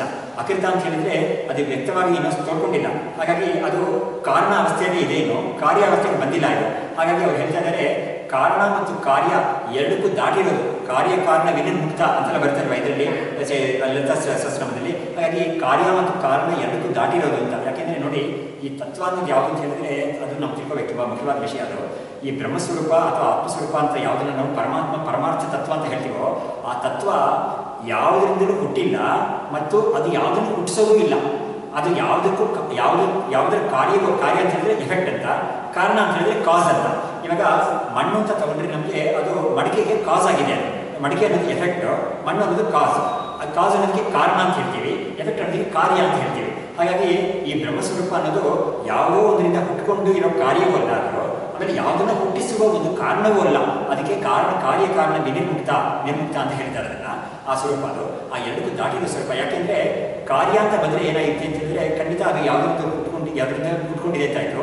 ಕಾರಣ ಅಂತ ಬಂದರೆ ಯಾವುದಕ್ಕೊಂದಿಗೆ ಕಾರಣ ಇದು ಅಂತ ಹೇಳಿದ್ರೆ ಅವಾಗಲೂ ಏನಾಯಿತು ಅಂತ ಹೇಳಿದ್ರೆ ಕಾರ್ಯಕ್ಕೆ ಅಪೇಕ್ಷಿತವಾಗಿ ರಿಲೇಟಿವ್ ಆಗಿ ಇದು ಕಾರಣ ಅಂತ ಆಯಿತು. ಅವಾಗ ಕೂಡ ಅದು ಪರಿಚಯವೇ ಆಯಿತು, ಒಂದು ರೀತಿಯಲ್ಲಿ ಪರಿಚಯವೇ ಆಯಿತು ಅದು. ಹಾಗಾಗಿ ಕಾರಣ ಅಂತ ಬಂದರೆ ಖಂಡಿತ ಅದು ಪರಿವರ್ತನೆ ಆಗುತ್ತೆ, ಅದೊಂದು ವಿಕಾರ ಬರುತ್ತೆ. ಅದಕ್ಕೆ ಕಾರ್ಯವಾಗಿ ಆಗಬೇಕು ಅಂತ ಹೇಳಿದ್ರೆ ಕಾರಣ ಅನ್ನೋದು ವಿಕಾರವಾಗುತ್ತೆ ಅಲ್ವಾ? ಖಂಡಿತ. ಈಗ ಮಣ್ಣು ಅನ್ನೋದು ಮಡಿಕೆ ಆಗಬೇಕಂದ್ರೆ ಮಣ್ಣಿಗೆ ಒಂದು ಹದ ಮಾಡ್ತಾನೆ, ಆಮೇಲೆ ಒಂದು ರೂಪ ಕೊಡ್ತಾನೆ, ಕೊಟ್ಟಾಗ ಅದು ಒಂದು ಪಾತ್ರೆ ಆಗುತ್ತೆ, ಒಂದು ಘಟ ಆಗುತ್ತೆ ಅದು. ಹಾಗಾಗಿ ಕಾರಣ ಅನ್ನೋದು ಕಾರ್ಯ ಆಗಬೇಕಾದ್ರೆ ಅದಕ್ಕೊಂದು ವಿಕಾರ ಆಗಬೇಕು. ನೋಡಿ, ಇವಾಗ ಒಂದು ಬೀಜ ಅನ್ನೋದು ಒಂದು ಗಿಡ ಆಗಬೇಕಾದ್ರೆ ಆ ಬೀಜ ಅನ್ನೋದಕ್ಕೆ ಏನಾಗುತ್ತೆ, ಮೊಳಕೆ ಬರುತ್ತೆ. ಮೊಳಕೆ ಬಂದು ಅದು ಬೀಜ ಅನ್ನೋದು ಅವಸ್ಥೆ ನಾವು ನೋಡಿದ್ರೆ ಕೆಲಸಕ್ಕೆ ನಾವೇನಾದ್ರು ಆಗಿರ್ತಾರೆ. ಇವಾಗ ಮಾವಿನ ವಾಟೆ ಹಾಕಿರ್ತಾರೆ ಎಲ್ಲೋ ಒಂದು ಕಡೆ, ಅದು ಒಂಚೂರು ಮೊಳಕೆ ಬಂದಿರುತ್ತೆ. ಅದು ಅವಾಗ ನಾವು ನೋಡಿದ್ರೆ ಆ ವಾಟೆ ಹೇಗೆ ಹಾಕಿರ್ತಾರೋ ಹಾಗಿರಲ್ಲ, ಅದು ಒಂಥರ ದಪ್ಪಾಗಿ ಹೋಗ್ಬಿಟ್ಟಿರುತ್ತೆ. ಅದು ಆಗ್ಬಿಟ್ಟು ಅದರಿಂದ ಒಂದು ಮೊಳಕೆ ಆ ಥರ ಬರ್ತಾ ಇರುತ್ತೆ. ಹಾಗಾಗಿ ಅದಕ್ಕೊಂದು ವಿಕಾರ ಉಂಟಾಗುತ್ತೆ. ವಿಕಾರ ಅಂದರೆ ಒಂದು ಟ್ರಾನ್ಸ್ಫರ್ಮೇಷನ್ ಆಗುತ್ತೆ ಅದು. ಹಾಗಾಗಿ ಒಂದು ಕಾರಣ ಅನ್ನೋದು ಒಂದು ಕಾರ್ಯವಾಗಬೇಕಾದ್ರೆ ಅದಕ್ಕೆ ಟ್ರಾನ್ಸ್ಫರ್ಮೇಷನ್ ಆಗುತ್ತೆ. ಆದರೆ ಬ್ರಹ್ಮದಲ್ಲಿ ಅದರ ಟ್ರಾನ್ಸ್ಫರ್ಮೇಷನ್ ಏನೂ ಆಗೋದೇ ಇಲ್ಲ ಖಂಡಿತ. ಅದರಿಂದ ಬ್ರಹ್ಮ ಅನ್ನೋದು ಕಾರಣ ಅಲ್ಲವೇ ಇಲ್ಲ ಯಾವುದಕ್ಕೂ. ಬ್ರಹ್ಮ ಯಾವುದರ ಕಾರ್ಯವೂ ಅಲ್ಲ. ಹಾಗಾಗಿ ಅವ್ನು ಕೇಳ್ತಾ ಇದ್ದಾನೆ, ಕಾರ್ಯಕ್ಕೂ ಕಾರಣಕ್ಕೂ ಮೀರಿ ಇರೋ ಒಂದು ಸ್ವರೂಪ ಇದೆಯಲ್ಲ, ಅದು ಮೊದಲನೇಗೆ ಏನು ಹೇಳ್ತಾ, ಧರ್ಮ ಮತ್ತು ಅಧರ್ಮಕ್ಕೆ ಮೀರಿರೋ ಸ್ವರೂಪ ಅದು ಅಂತ ಹೇಳ್ದ. ಎರಡನೇದು ಹೇಳ್ತಾ ಇದ್ದಾನೆ ಕಾರ್ಯ ಮತ್ತು ಕಾರಣಕ್ಕೆ ಮೀರಿರೋ ಸ್ವರೂಪ ಅಂತ ಹೇಳ್ದ. ಮೂರನೇದು ಹೇಳ್ತಾ ಇದ್ದಾನೆ ಅನ್ಯತ್ರ ಭೂತಾಚ ಭವ್ಯಾಚ, ಕಾಲವನ್ನು ಮೀರಿರೋ ಸ್ವರೂಪ. ಭೂತ ಭವ್ಯ ಅಂತ ಹೇಳಿದ್ರೆ ಏನು? ಭೂತಕಾಲ ಅಂತ ಹೇಳಿದ್ರೆ ಪಾಸ್ಟ್, ಭವ್ಯ ಅಂದರೆ future. So past and future ಅನ್ನೋದು ಟೈಮ್ ಅಂತ ಬಂತು. ಟೈಮ್ಗೂ ಮೀರಿರೋ ಸ್ವರೂಪ ಅದು. ದಟ್ ವಿಚ್ ಟ್ರಾನ್ಸೆಂಡ್ಸ್ ಟೈಮ್ ಅಂತ ಒಂದು, that which transcends cause and effect, that which transcends ಧರ್ಮ ಆ್ಯಂಡ್ ಅಧರ್ಮ. ಸೊ ಈ ಮೂರು ರೀತಿಯಾಗಿರೋ ಒಂದು ಬ್ರಹ್ಮ ಇದೆಯಲ್ಲ, ಅದನ್ನು ನೀನೇನು ತಿಳ್ಕೊಂಡಿದ್ಯೋ ಅದನ್ನು ನನಗೆ ಹೇಳ್ಕೊ ಅಂತ ಹೇಳ್ತಾನೆ. ಅದರಿಂದ ಇದು ಅಷ್ಟೊಂದು ಸುಂದರವಾಗಿರೋ ಡೆಫಿನಿಷನ್ ಇದು. ಶಂಕರಾಚಾರ್ಯರಿಗೆ ಅದು ತುಂಬ ಮೆಚ್ಚಿ ಅದನ್ನು ಬೇಕಾದಷ್ಟು ಕಡೆ ಅದನ್ನು ಕೊಟ್ಟು ಮಾಡಿದ್ದಾರೆ. ಯಮ ಹೇಳಿದ ಮಾತು ಕೊಟ್ಟು ಮಾಡಿಲ್ಲ, ಇವನು ಹೇಳಿದ ಮಾತು ಕೊಟ್ಟು ಮಾಡಿದ್ದಾರೆ. ಅದು ಅದರಲ್ಲಿ ವೈಶಿಷ್ಟ್ಯ. ಸೊ ಹಾಗಾಗಿ ಇಲ್ಲಿ ಈ ಸರ್ವಧರ್ಮ ಪರಿತ್ಯಜ್ಯ ಅಂತ ಬರ್ತಿಲ್ಲ, ಅದಕ್ಕಾಗಿ ನನಗೆ ಅದೆಲ್ಲ ಜ್ಞಾಪಕ ಬಂತು, ಅದಕ್ಕಾಗಿ ನಾನು ಹೇಳಿದೆ. ಆದರೆ ತುಂಬ ಮುಖ್ಯವಾದ ವಿಷಯ ಆಗಿದೆ. ಯಾಕೆಂದರೆ ಬ್ರಹ್ಮಸ್ವರೂಪ ಅನ್ನೋದು ಎಂಥದ್ದು ಅಂತ ಹೇಳಿದ್ರೆ ಅದು ಕಾರ್ಯವೂ ಅಲ್ಲ, ಕಾರಣವೂ ಅಲ್ಲ. ಒಂದು ವಿಷಯದಲ್ಲಿ ಒಂದು ರೀತಿ ನಾವು ಏನು ಹೇಳ್ತೀವಿ ಅಂದರೆ ಈ ಇಡೀ ಪ್ರಪಂಚಕ್ಕೂ ಕಾರಣ ಬ್ರಹ್ಮಸ್ವರೂಪ ಅಂತ ಹೇಳ್ತೀವಿ. ಆದರೆ ಅದು ಮೊದಲನೇ ಹಂತ. That is not the ultimate truth. ಅದು ಯಾವ್ದಕ್ಕೆ ಹೇಳ್ತೀವಿ ಅಂತ ಹೇಳಿದ್ರೆ, ಈ ಬ್ರಹ್ಮಸ್ವರೂಪಕ್ಕೆ ಅದಕ್ಕೆ ಅಶಬ್ದಂ, ಅಸ್ಪರ್ಶಂ, ಅರೂಪಂ, ಅವ್ಯಯಂ, ಅಗಂಧಂ ಅಂತ ಹೇಳ್ಬಿಟ್ಟು ಅದಕ್ಕೆ ರೂಪ, ರಸ, ಗಂಧ ಯಾವುದೂ ಇಲ್ಲೇ ಇರೋ ಸ್ವರೂಪ ಅಂತ ಒಂದು ಸ್ವರೂಪ ನೀನು ತಿಳ್ಕೊ ಅಂತ ಹೇಳಿದ್ರೆ ಅದು ಎಲ್ಲಿದೆ, ಏನಾಗಿದೆ ಅಂತ ಒಂದು ಕೇಳ್ತಾನೆ. ಅವನಿಗೆ ಅಂಥ ಒಂದು ಸ್ವರೂಪ ಇದೆಯಾ ಅಂತ ಒಂದು ನೋಟ್ ಬಂದುಬಿಡುತ್ತೆ ಅದು. ಹಾಗಾಗಿ ಅಂಥ ಒಂದು ಸ್ವರೂಪವನ್ನು ಇಲ್ಲ ಅಂತಲೇ ತೀರ್ಮಾನ ಮಾಡ್ತಾನೆ. ಆ ಥರ ತೀರ್ಮಾನ ಮಾಡಬಾರ್ದು ಅನ್ನೋ ಕಾರಣದಿಂದ ಅದು ಪ್ರಪಂಚಕ್ಕೆಲ್ಲ ಕಾರಣಪ್ಪ ಅಂತ ಮೊದಲು ಹೇಳ್ಕೊಡ್ತಾರೆ. ಅವಾಗ ಏನಾಗುತ್ತೆ, ಎಲ್ಲದಕ್ಕೂ ಯಾವುದಕ್ಕೂ ಅದಕ್ಕೆ ಕಾರಣ ಅಂದರೆ ಕಾರಣ ಇದೆ ಅಂತ ನಾವು ನೋಡ್ತೀವಿ. ನಾವು ಲೋಕದಲ್ಲಿ ಕೂಡ ನಮಗೆ ಒಂದು ಮಣ್ಣಿನ ಒಂದು ಮಡಿಕೆಗೆ ಮಣ್ಣು ಕಾರಣ ಅಂತ ಹೇಳಿದ್ರೆ ಕಾರಣ ಇದೆ ಅಂತ ಗೊತ್ತಾಯಿತು. ಒಂದು ಗಿಡಕ್ಕೆ ಕಾರಣ ಬೀಜ ಅಂತ ಹೇಳಿದ್ರೆ ಬೀಜ ಇದೆ, ಅದರಿಂದ ಬಂದಿದೆ ಅಂತ ಗೊತ್ತಾಯಿತು. ಅದೇ ಥರ ಒಂದು ಮಗುಗೆ ಕಾರಣ ತಂದೆ ತಾಯಿಗಳು ಅಂತ ಹೇಳಿದಾಗ ಅವರು ಇದ್ದಾರೆ ಅಂತ ಗೊತ್ತಾಗುತ್ತೆ ನಮಗೆ. ಹಾಗಾಗಿ ಎಲ್ಲೇ ಕೂಡ ನಮಗೆ ಲೋಕದಲ್ಲಿ ಕಾರಣ ಅಂತ ಬಂದಾಗ ಆ ಕಾರಣ ಇದೆ ಅಂತ ಬುದ್ಧಿ ಬರ್ತಾ ಇದೆ. ಅದೇ ಥರ ಒಂದು ಬುದ್ಧಿ ನಮಗೆ ಬರೆಸಬೇಕು ಅನ್ನೋ ಕಾರಣದಿಂದ ಏನು ಮಾಡಿದ್ದಾರೆ, ಈ ಪ್ರಪಂಚಕ್ಕೆಲ್ಲ ಕಾರಣ ಈ ಬ್ರಹ್ಮ ಅಂತ ತೋರಿಸ್ಕೊಟ್ಟಾಗ ನಮಗೆ ಅದು ಇದೆ ಅಂತ ಸಾಬೀತಾಗಿದೆ. ನನಗೆ ಕಣ್ಣು ಕಾಣಿಸ್ತಾ ಇರ್ಬೋದು, ಆದರೆ ಇದೆ ಇದು ಅಂತ ಗೊತ್ತಾಗುತ್ತೆ. ಅದನ್ನು ತೀರ್ಮಾನ ಮಾಡ್ಕೊಡ್ತೀನಿ. ಅದು ಸರಿ, ಅಷ್ಟು ಮಟ್ಟಿಗೆ ನೀನು ಬಂದಿಲ್ಲ, ಅದು ನನಗೆ ಸಾಕು ಅಂತ ಗುರುಗಳಿಗೆ ಸಂತೋಷ ಪಡ್ತಾರೆ. ಅವರಿಗೆ ಅದು ಒಂದು ದೊಡ್ಡ ವಿಕ್ಟ್ರಿ, ಅವ್ರಿಗೊಂದು ಜಯ ಅದು. ಯಾಕೆಂದರೆ ಇಂಥ ಒಂದು ಇವನ ಬುದ್ಧಿಯಲ್ಲಿ ಆ ಒಂದು ವಸ್ತು ಇದೆ ಅಂತ ಇವನಿಗೆ ಬಂತಲ್ಲ, ಅಷ್ಟು ಸಾಕು ನನಗೆ. ಯಾಕೆಂದರೆ ಅದು ಎಲ್ಲಿಂದ ನಾನು ಮುಂದಕ್ಕೆ ಕರ್ಕೊಂಡೋಗಿ ನನಗೆ ಅನುಕೂಲ ಆಗುತ್ತೆ ಅಂತ ಹೇಳ್ಬಿಟ್ಟು ಅಲ್ಲಿಂದ ಅವನಿಗೆ ಮುಂದಕ್ಕೆ ಕರ್ಕೊಂಡೋಗಿ ಆಮೇಲೆ ಕೊನೆಯಲ್ಲಿ ಏನು ಮಾಡ್ತಾರೆ, ಅವರಿಗೆ ಇದು ಈ ಬ್ರಹ್ಮಸ್ವರೂಪ ಯಾವುದಕ್ಕೂ ಕಾರಣ ಅಲ್ವೇ ಇಲ್ಲ ಅಂತ ತೋರಿಸ್ಕೊಡ್ತಾರೆ ಅವನಿಗೆ. ಆವಾಗ ಅವನಿಗೆ ಮೊದಲೇ ಇದನ್ನು ತೋರಿಸ್ಕೊಟ್ಬಿಟ್ಟಿದ್ರೆ ಅವನಿಗೆ ಪ್ರಯೋಜನವೇ ಆಗ್ತಾ ಇರಲಿಲ್ಲ. ಯಾಕಂದರೆ ಆ ವಸ್ತು ಇಲ್ಲ ಅಂತಲೇ ಅವ್ನಿಗೆ ಬರ್ತಾ ಇತ್ತು. ಇವಾಗ ಇದೆ ಅಂತ ತಿಳ್ಕೊಂಡ ಮೇಲೆ ಅವನಿಗೆ ಈ ಪ್ರಪಂಚಕ್ಕೆಲ್ಲ ಅದು ಕಾರಣ ಅಲ್ಲ ಅಂತ ಗೊತ್ತಾದಾಗ ಅವನಿಗೆ ಅಂಥ ಒಂದು ವಸ್ತು ಖಂಡಿತ ಇದೆ ಅನ್ನೋದ್ರಲ್ಲಿ ಅವನಿಗೆ ತುಂಬ ಚೆನ್ನಾಗಿ ಒಂದು ಭಾವನೆ ಬರುತ್ತೆ. ಅದು ಹಾಗೆ ಒಂದು ತಿಳ್ಕೊಳಕ್ಕಾಗುತ್ತೆ. ಅಂಥ ಒಂದಕ್ಕೆ ಅಧ್ಯಾರೋಪ ಮತ್ತು ಅಪವಾದ ಅಂತ ಹೇಳಿದ್ದಾರೆ. ಅದನ್ನು ಅಧ್ಯಾರೋಪ ಅಂತ ಹೇಳಿದ್ರೆ ಒಂದು ವಾಸ್ತವವಾಗಿ ಅದಾಗಿ ಇಲ್ಲದೇ ಇರೋದನ್ನ ಅದು ಅಂತ ಒಂದು ಭಾವನೆ ಮಾಡ್ಕೊಳ್ಳೋದಕ್ಕೆ ಅಧ್ಯಾರೋಪ ಅಂತ ಮಾಡ್ತಾರೆ. ಏನು ಪ್ರಪಂಚಕ್ಕೆ ಕಾರಣ ಅಲ್ಲ ವಾಸ್ತವವಾಗಿ ಬ್ರಹ್ಮ, ಆದರೆ ಕಾರಣವಾಗಿ ತೋರಿಸಿದ್ರು. ಅದಕ್ಕೆ ಅಧ್ಯಾರೋಪ ಬೇಕು ಅಂತಲೇ ಮಾಡಿದ ಅಧ್ಯಾರೋಪ ಅದು. ಆಮೇಲೆ ಅದನ್ನು ಅಪವಾದ ಮಾಡ್ತಾರೆ. ಅದನ್ನು ನೋಡಿ, ಇದು ಯಾವುದಕ್ಕೂ ಕಾರಣ ಅಲ್ಲ ಇದು ಅಂತ. ಈ ಅಧ್ಯಾರೋಪ ಅಪವಾದವನ್ನು ನಾವು ಆ ಕಾನ್ಸೆಪ್ಟ್ ಅನ್ನು ಕೂಡ ನಮಗೆ ಮುಖ್ಯವಾಗಿದೆ. ಎಷ್ಟೋ ಸತಿ ನಾವು ನೋಡಿದ್ದೀವಿ, ಆದರೆ ಕೂಡ ನಾವು ಮತ್ತೆ ಅದನ್ನು ಮನಸ್ಸಿಗೆ ತಂದುಕೊಳ್ಳೋದು ಒಳ್ಳೆಯದಾಗುತ್ತೆ. ಅದು ನಮಗೆ ಮನೆಯಲ್ಲಿ ಗಣಪತಿ ಇವಾಗ ತಾನೇ ಮುಗಿದಿದೆ. ಅದು ನಾವೇನು ಮಾಡ್ತೀವಿ, ಅಂಗಡಿಯಲ್ಲಿರೋ ಒಂದು ಗಣಪತಿಯನ್ನು ಮನೆಗೆ ತರ್ತೀವಿ. ತಂದುಬಿಟ್ಟು ಅದು ಏನು ಮಾಡ್ತೀವಿ, ಅದಕ್ಕೆ ಒಂದು ಆವಾಹನೆ ಎಲ್ಲ ಮಾಡಿ ಅದಕ್ಕೆ ಒಂದು ಪ್ರಾಣ ಪ್ರತಿಷ್ಠೆ ಎಲ್ಲ ಪುರೋಹಿತ ಕರೆಸಿ ಮಾಡಿಸಿದ್ರೆ ಅದನ್ನು ಮಾಡಿಸ್ತಾರೆ. ಅಥವಾ ಮಿನಿಮಮ್ ಒಂದು ಆವಾಹನೆ ಆದರೂ ನಾವು ಮಾಡ್ತೀವಿ. ಮಾಡಿದಾಗ ಏನಾಗುತ್ತೆ, ಆ ಒಂದು ಅಂಗಡಿಯಲ್ಲಿದ್ದ ಒಂದು ಮಣ್ಣಿನ ಒಂದು ಮೂರ್ತಿಯಿಂದ ಸುಮ್ಮನೆ ಆಗಿರುತ್ತೆ. ಅದನ್ನು ನಾವು ಮನೆಗೆ ತಂದ ಮೇಲೆ ಏನು ಮಾಡ್ತೀವಿ, ಇಂಥ ಒಂದು ಭಾವನೆಯಿಂದ ನಮಗೆ ಅದಕ್ಕೆ ಒಂದು ಭಕ್ತಿಯಿಂದ ಅದಕ್ಕೆ ಒಂದು ಚೈತನ್ಯವನ್ನು ತುಂಬುತ್ತೀವಿ. ಅದರಲ್ಲಿ ಅದಕ್ಕೆ ಅದು ಅಸ್ತಿತ್ವವನ್ನು ತುಂಬಿ ಅದನ್ನು ಪ್ರಾರ್ಥನೆ ಮಾಡಿಕೊಂಡು 1-2 ದಿವಸ ಪೂಜೆ ಮಾಡಿಬಿಟ್ಟು ಆಮೇಲೆ ತಗೊಂಡೋಗಿ ಬಿಟ್ಟ ಮೇಲೆ ನಮಗೆ ಅದರಲ್ಲಿ ಅಂಥ ಒಂದು ಬುದ್ಧಿಯನ್ನು ಇರೋದಿಲ್ಲ ಬಿಟ್ಟ ಮೇಲೆ. ಹಾಗಾಗಿ ಅದನ್ನು ವಿಸರ್ಜನೆ ಮಾಡ್ತೀವಿ. ಇದಕ್ಕೆ ನೀನು ಇವಾಗ ಬಂದಿದ್ಯಾ, ಇನ್ನು ಮುಂದಿನ ವರ್ಷ ತನಕ ನೀನು ಮತ್ತೆ ಬರಬೇಕು ಅಂತ ಹೇಳ್ಬಿಟ್ಟು ಇಲ್ಲಿಂದ ನೀನು ಅದನ್ನು ತೆಗೆದುಬಿಡ್ತೀವಿ ಅಲ್ಲಿಂದ. ವಿಸರ್ಜನೆ ಅದನ್ನೇ ವಾಸ್ತವವಾಗಿ. ಹೀಗೆ ಆವಾಹನೆ ಮಾಡಿದಾಗ ನಮ್ಗೆ ಏನು ಮಾಡ್ತೀವಿ, ಅದರಲ್ಲಿ ಒಂದು ಬುದ್ಧಿಯನ್ನು ಬರೆಸ್ತೀವಿ ನಾವು. ಆಮೇಲೆ ಅದನ್ನು ವಿಸರ್ಜನೆ ಮಾಡುವಾಗ ಆ ಬುದ್ಧಿಯನ್ನು ತೆಗಿತೀವಿ ಅದರಿಂದ. ಇದಕ್ಕೆ ಅಧ್ಯಾರೋಪ ಅಪವಾದ ಅಂತ ನಾವು ಲೋಕಲ್ ಆಗಿ ನಾವು ಮನೆಗಳು ನೋಡ್ಕೊಳ್ಳೋಕ್ಕೆ ನಮಗೆ ತುಂಬ ಈಸಿಯಾಗಿರೋ ಉದಾಹರಣೆ. ಇನ್ನೊಂದು ಉದಾಹರಣೆ ನಾನು ಅದನ್ನು ಹೇಳ್ಬಿಟ್ಟು ಇವಾಗ ನಿಲ್ಲಿಸ್ತೀನಿ. ಇದನ್ನು ಈ ಚಕ್ಲಿ ಮಾಡ್ತಾರಲ್ಲ, ಅಥವಾ ಏನೋ ಒಂದು ಪದಾರ್ಥ ಮಾಡುವಾಗ ಮನೆಗಳಲ್ಲಿ ಏನು ಮಾಡ್ತಾರೆ, ಮೊದಲನೇದು ಮಾಡುವಾಗ ಆ ಹಿಟ್ಟನ್ನೇ ಒಂದು ಸಣ್ಣಗೆ ಇಟ್ಬಿಟ್ಟು ಅದನ್ನು ಗಣಪತಿ ಥರ ಕೂಡಿಸ್ಬಿಟ್ಟು ಅದಕ್ಕೆ ಒಂದು ಅರಿಶಿನ ಕುಂಕುಮ ಇಡ್ತಾರೆ. ಇಟ್ಬಿಟ್ಟು ಆಮೇಲೆ ಅದನ್ನೆಲ್ಲ ಮಾಡ್ತಾರೆ. ಮಾಡಿಬಿಟ್ಟು ಎಲ್ಲವನ್ನೂ ಎಣ್ಣೆಗೆ ಹಾಕಿ ಬೇಯಿಸಿದ ಮೇಲೆ ಕೊನೆಯಲ್ಲಿ ಇದನ್ನು ಹಾಕ್ಬಿಡ್ತಾರೆ. ಎಣ್ಣೆಗೆ ಹಾಕ್ಬಿಟ್ಟು ಅದನ್ನು ಮಾತ್ರ ಮಕ್ಕಳಿಗೆ ಎಲ್ಲ ಕೊಡ್ತಾರೆ. ಅದು ಗೊಂಬೆ ಥರ ಇರುತ್ತೆ ನೋಡೋಕ್ಕೆ ಅಂತ. ಅಂದರೆ ಏನು ಅಂದರೆ, ಈ ಒಂದು ಕಾರ್ಯ ಮಾಡ್ತಿರುವಾಗ ನಮಗೆ ಒಂದು ವಿಘ್ನವಿದ್ಯೆ ಚೆನ್ನಾಗಿ ಆಗಲಿ ಅಂತ ಹೇಳ್ಬಿಟ್ಟು ಅದರಲ್ಲೇ ಒಂದು ಗಣಪತಿಯಿಂದ ಒಂದು ಬುದ್ಧಿಯನ್ನು ಮಾಡ್ಕೊಳ್ತಾರೆ. ಕೊನೆಯಲ್ಲಿ ಅದನ್ನೇ ಎಣ್ಣೆನ ಹಾಕ್ಬಿಟ್ಟು ಅದನ್ನು ತಿಂದುಬಿಡ್ತಾರೆ. ಹಾಗಾಗಿ ಅದರಲ್ಲಿರೋ ಒಂದು ಗಣಪತಿ ಬುದ್ಧಿ ಎಲ್ಲ ಆಮೇಲೆ ಹೊಂಟೋಗುತ್ತೆ ಅದು. ಆದರೆ ಆ ಒಂದು ಬುದ್ಧಿಯನ್ನು ಬರೆಸ್ಕೊಳ್ಳೋದು ಆಮೇಲೆ ಅದನ್ನು ತೆಗೆಯೋದು ಅಂತ ಇದೆಯಲ್ಲ, ಇದಕ್ಕೆ ಅಧ್ಯಾರೋಪ ಮತ್ತು ಅಪವಾದ ಅಂತ. ಈ ಬ್ರಹ್ಮದಲ್ಲೂ ಅದೇ ಥರ ಏನು ಮಾಡ್ತಾರೆ, ಪ್ರಪಂಚಕ್ಕೆಲ್ಲ ಕಾರಣ ಅಂತ ಅದನ್ನು ತೋರಿಸ್ತಾರೆ. ಯಾಕೆಂದರೆ ಅದು ಇದೆ ಅಂತ ಗೊತ್ತಾಗಲಿ ಇವನಿಗೆ, ಅಟ್ಲೀಸ್ಟ್ ನಮ್ಮಲ್ಲಿ ಇದೆ ಅಂತ ನಿಮಗೆ ಮನಸ್ಸಿಗೆ ಬರಲಿ. ಆಮೇಲೆ ಅದನ್ನು ಅವನಿಗೆ ಇದೆ ಅಂತ ಬಂದ ಮೇಲೆ ಅದಕ್ಕೆ ಇಂಥ ಒಂದು ಗುಣ ಅದಕ್ಕಿಲ್ಲ ಅಥವಾ ಇಂಥ ಒಂದು ಆಟ್ರಿಬ್ಯೂಟ್ ಅದಕ್ಕಿಲ್ಲ ಅಂತ ಹೇಳಿದ್ರೆ ಅವನಿಗೆ ಕಷ್ಟ ಇರಲ್ಲ ಅದನ್ನು ತಿಳ್ಕೊಳ್ಳೋಕ್ಕೆ ಅಂತ ಹೇಳ್ಬಿಟ್ಟು ಆ ಥರ ಮಾಡಿದ್ದಾರೆ. ಸೊ ಈ ಸರ್ವಧರ್ಮಾನ್ ಪರಿತ್ಯಜ್ಯ ಅನ್ನೋದ್ರಲ್ಲಿ ನಮಗೆ ಇದನ್ನು ನಾನು ಹೇಳಕ್ಕೆ ಬಂದಿದ್ದು, ಆ ಧರ್ಮ ಮತ್ತು ಅಧರ್ಮ ಎರಡನ್ನೂ ಮೀರಿ ಇರೋ ಒಂದು ಸ್ವರೂಪವನ್ನು ನಾವು ಹೊಂದಬೇಕು ಅಂತ ಹೇಳಿದಾಗ, ನಾನು ಕೂಡ ಆ ಧರ್ಮ ಮತ್ತು ಅಧರ್ಮವನ್ನು ಮಾಡುವ ಒಂದು ವ್ಯಕ್ತಿ ಅಲ್ಲ ನಾನು ಅಂತ ಒಂದು ಬುದ್ಧಿ ಅವನಿಗೆ ಬಂದಾಗ ತನ್ನ ಸ್ವರೂಪ ಇಂಥದ್ದೇ ಅಂತ ಅವನಿಗೆ ತಿಳ್ಕೊಳ್ಳೋಕ್ಕೆ ಚೆನ್ನಾಗಿರುತ್ತೆ ಅಂತ ಹೇಳ್ಬಿಟ್ಟು ಅದಕ್ಕಾಗಿ ಅದನ್ನು ಹೇಳಿದರು. ಇಲ್ಲಿ ನಾನು ಇದನ್ನು ನಡೆಸಿರ್ತೀನಿ. ಇನ್ನು ನಾವು ಆ್ಯಕ್ಚುಲಿ ನಾವು ನೋಡೋಕೆ ಹೋದರೆ ಈ 1 ಅವರ್ ಕ್ಲಾಸಲ್ಲಿ ನಾವು ಒಂದು ಸಣ್ಣ 8 to 10 ಲೈನ್ಸ್ ಮಾಡಿದ್ದೀವಿ ಅಷ್ಟೇ ಆಫ್ ದಿ ಬುಕ್. ಒಂದು ಅರ್ಧ ಪೇಜ್ ಮಾಡಿದ್ದೀವಿ ಅಷ್ಟೇ. ಆದರೆ ನಮಗೆ ವಿಷಯ ಬೇಕಾದಷ್ಟು ಅದರಲ್ಲಿ ಇದೆ ಅಂತ ನಮ್ಗೆ ಗೊತ್ತಾಗುತ್ತೆ ಅದು. ಹಾಗಾಗಿ ನೋಡಿ, ಇವಾಗ ಅವರೇನೇ 9 ಶ್ಲೋಕ ಅದು ಅಂದರೆ 9-4 ಅಥವಾ 10-4 40 ಲೈನ್ಸ್ ಇರೋದನ್ನ 40 ಲೈನ್ಸ್ ಇರೋ ಸ್ತೋತ್ರಕ್ಕೆ 1200 ಪೇಜ್ ಅವರು ಬರೆದಿದ್ದಾರೆ. ಹಾಗಾಗಿ ಎಷ್ಟೊಂದು ಅದರಲ್ಲಿ ವಿಷಯ ಇದೆ ಅಂತ ಇದಾಗುತ್ತೆ. ಹಾಗಾಗಿ ಆ ಥರ ಒಂದು ಚೆನ್ನಾಗಿದೆ. ಹೀಗೆ ನಾವು ಇಲ್ಲಿ ನಿಲ್ಲಿಸೋಣ. ನಾವು ಈಶ್ವರೋ ಗುರುರಾತ್ಮೀತಿ ಮೂರ್ತಿಭೇದ ವಿಭಾಗಿನೇ ವ್ಯೋಮವದ್ವ್ಯಾಪ್ತದೇಹಾಯ ದಕ್ಷಿಣಾಮೂರ್ತಯೇ ನಮಃ.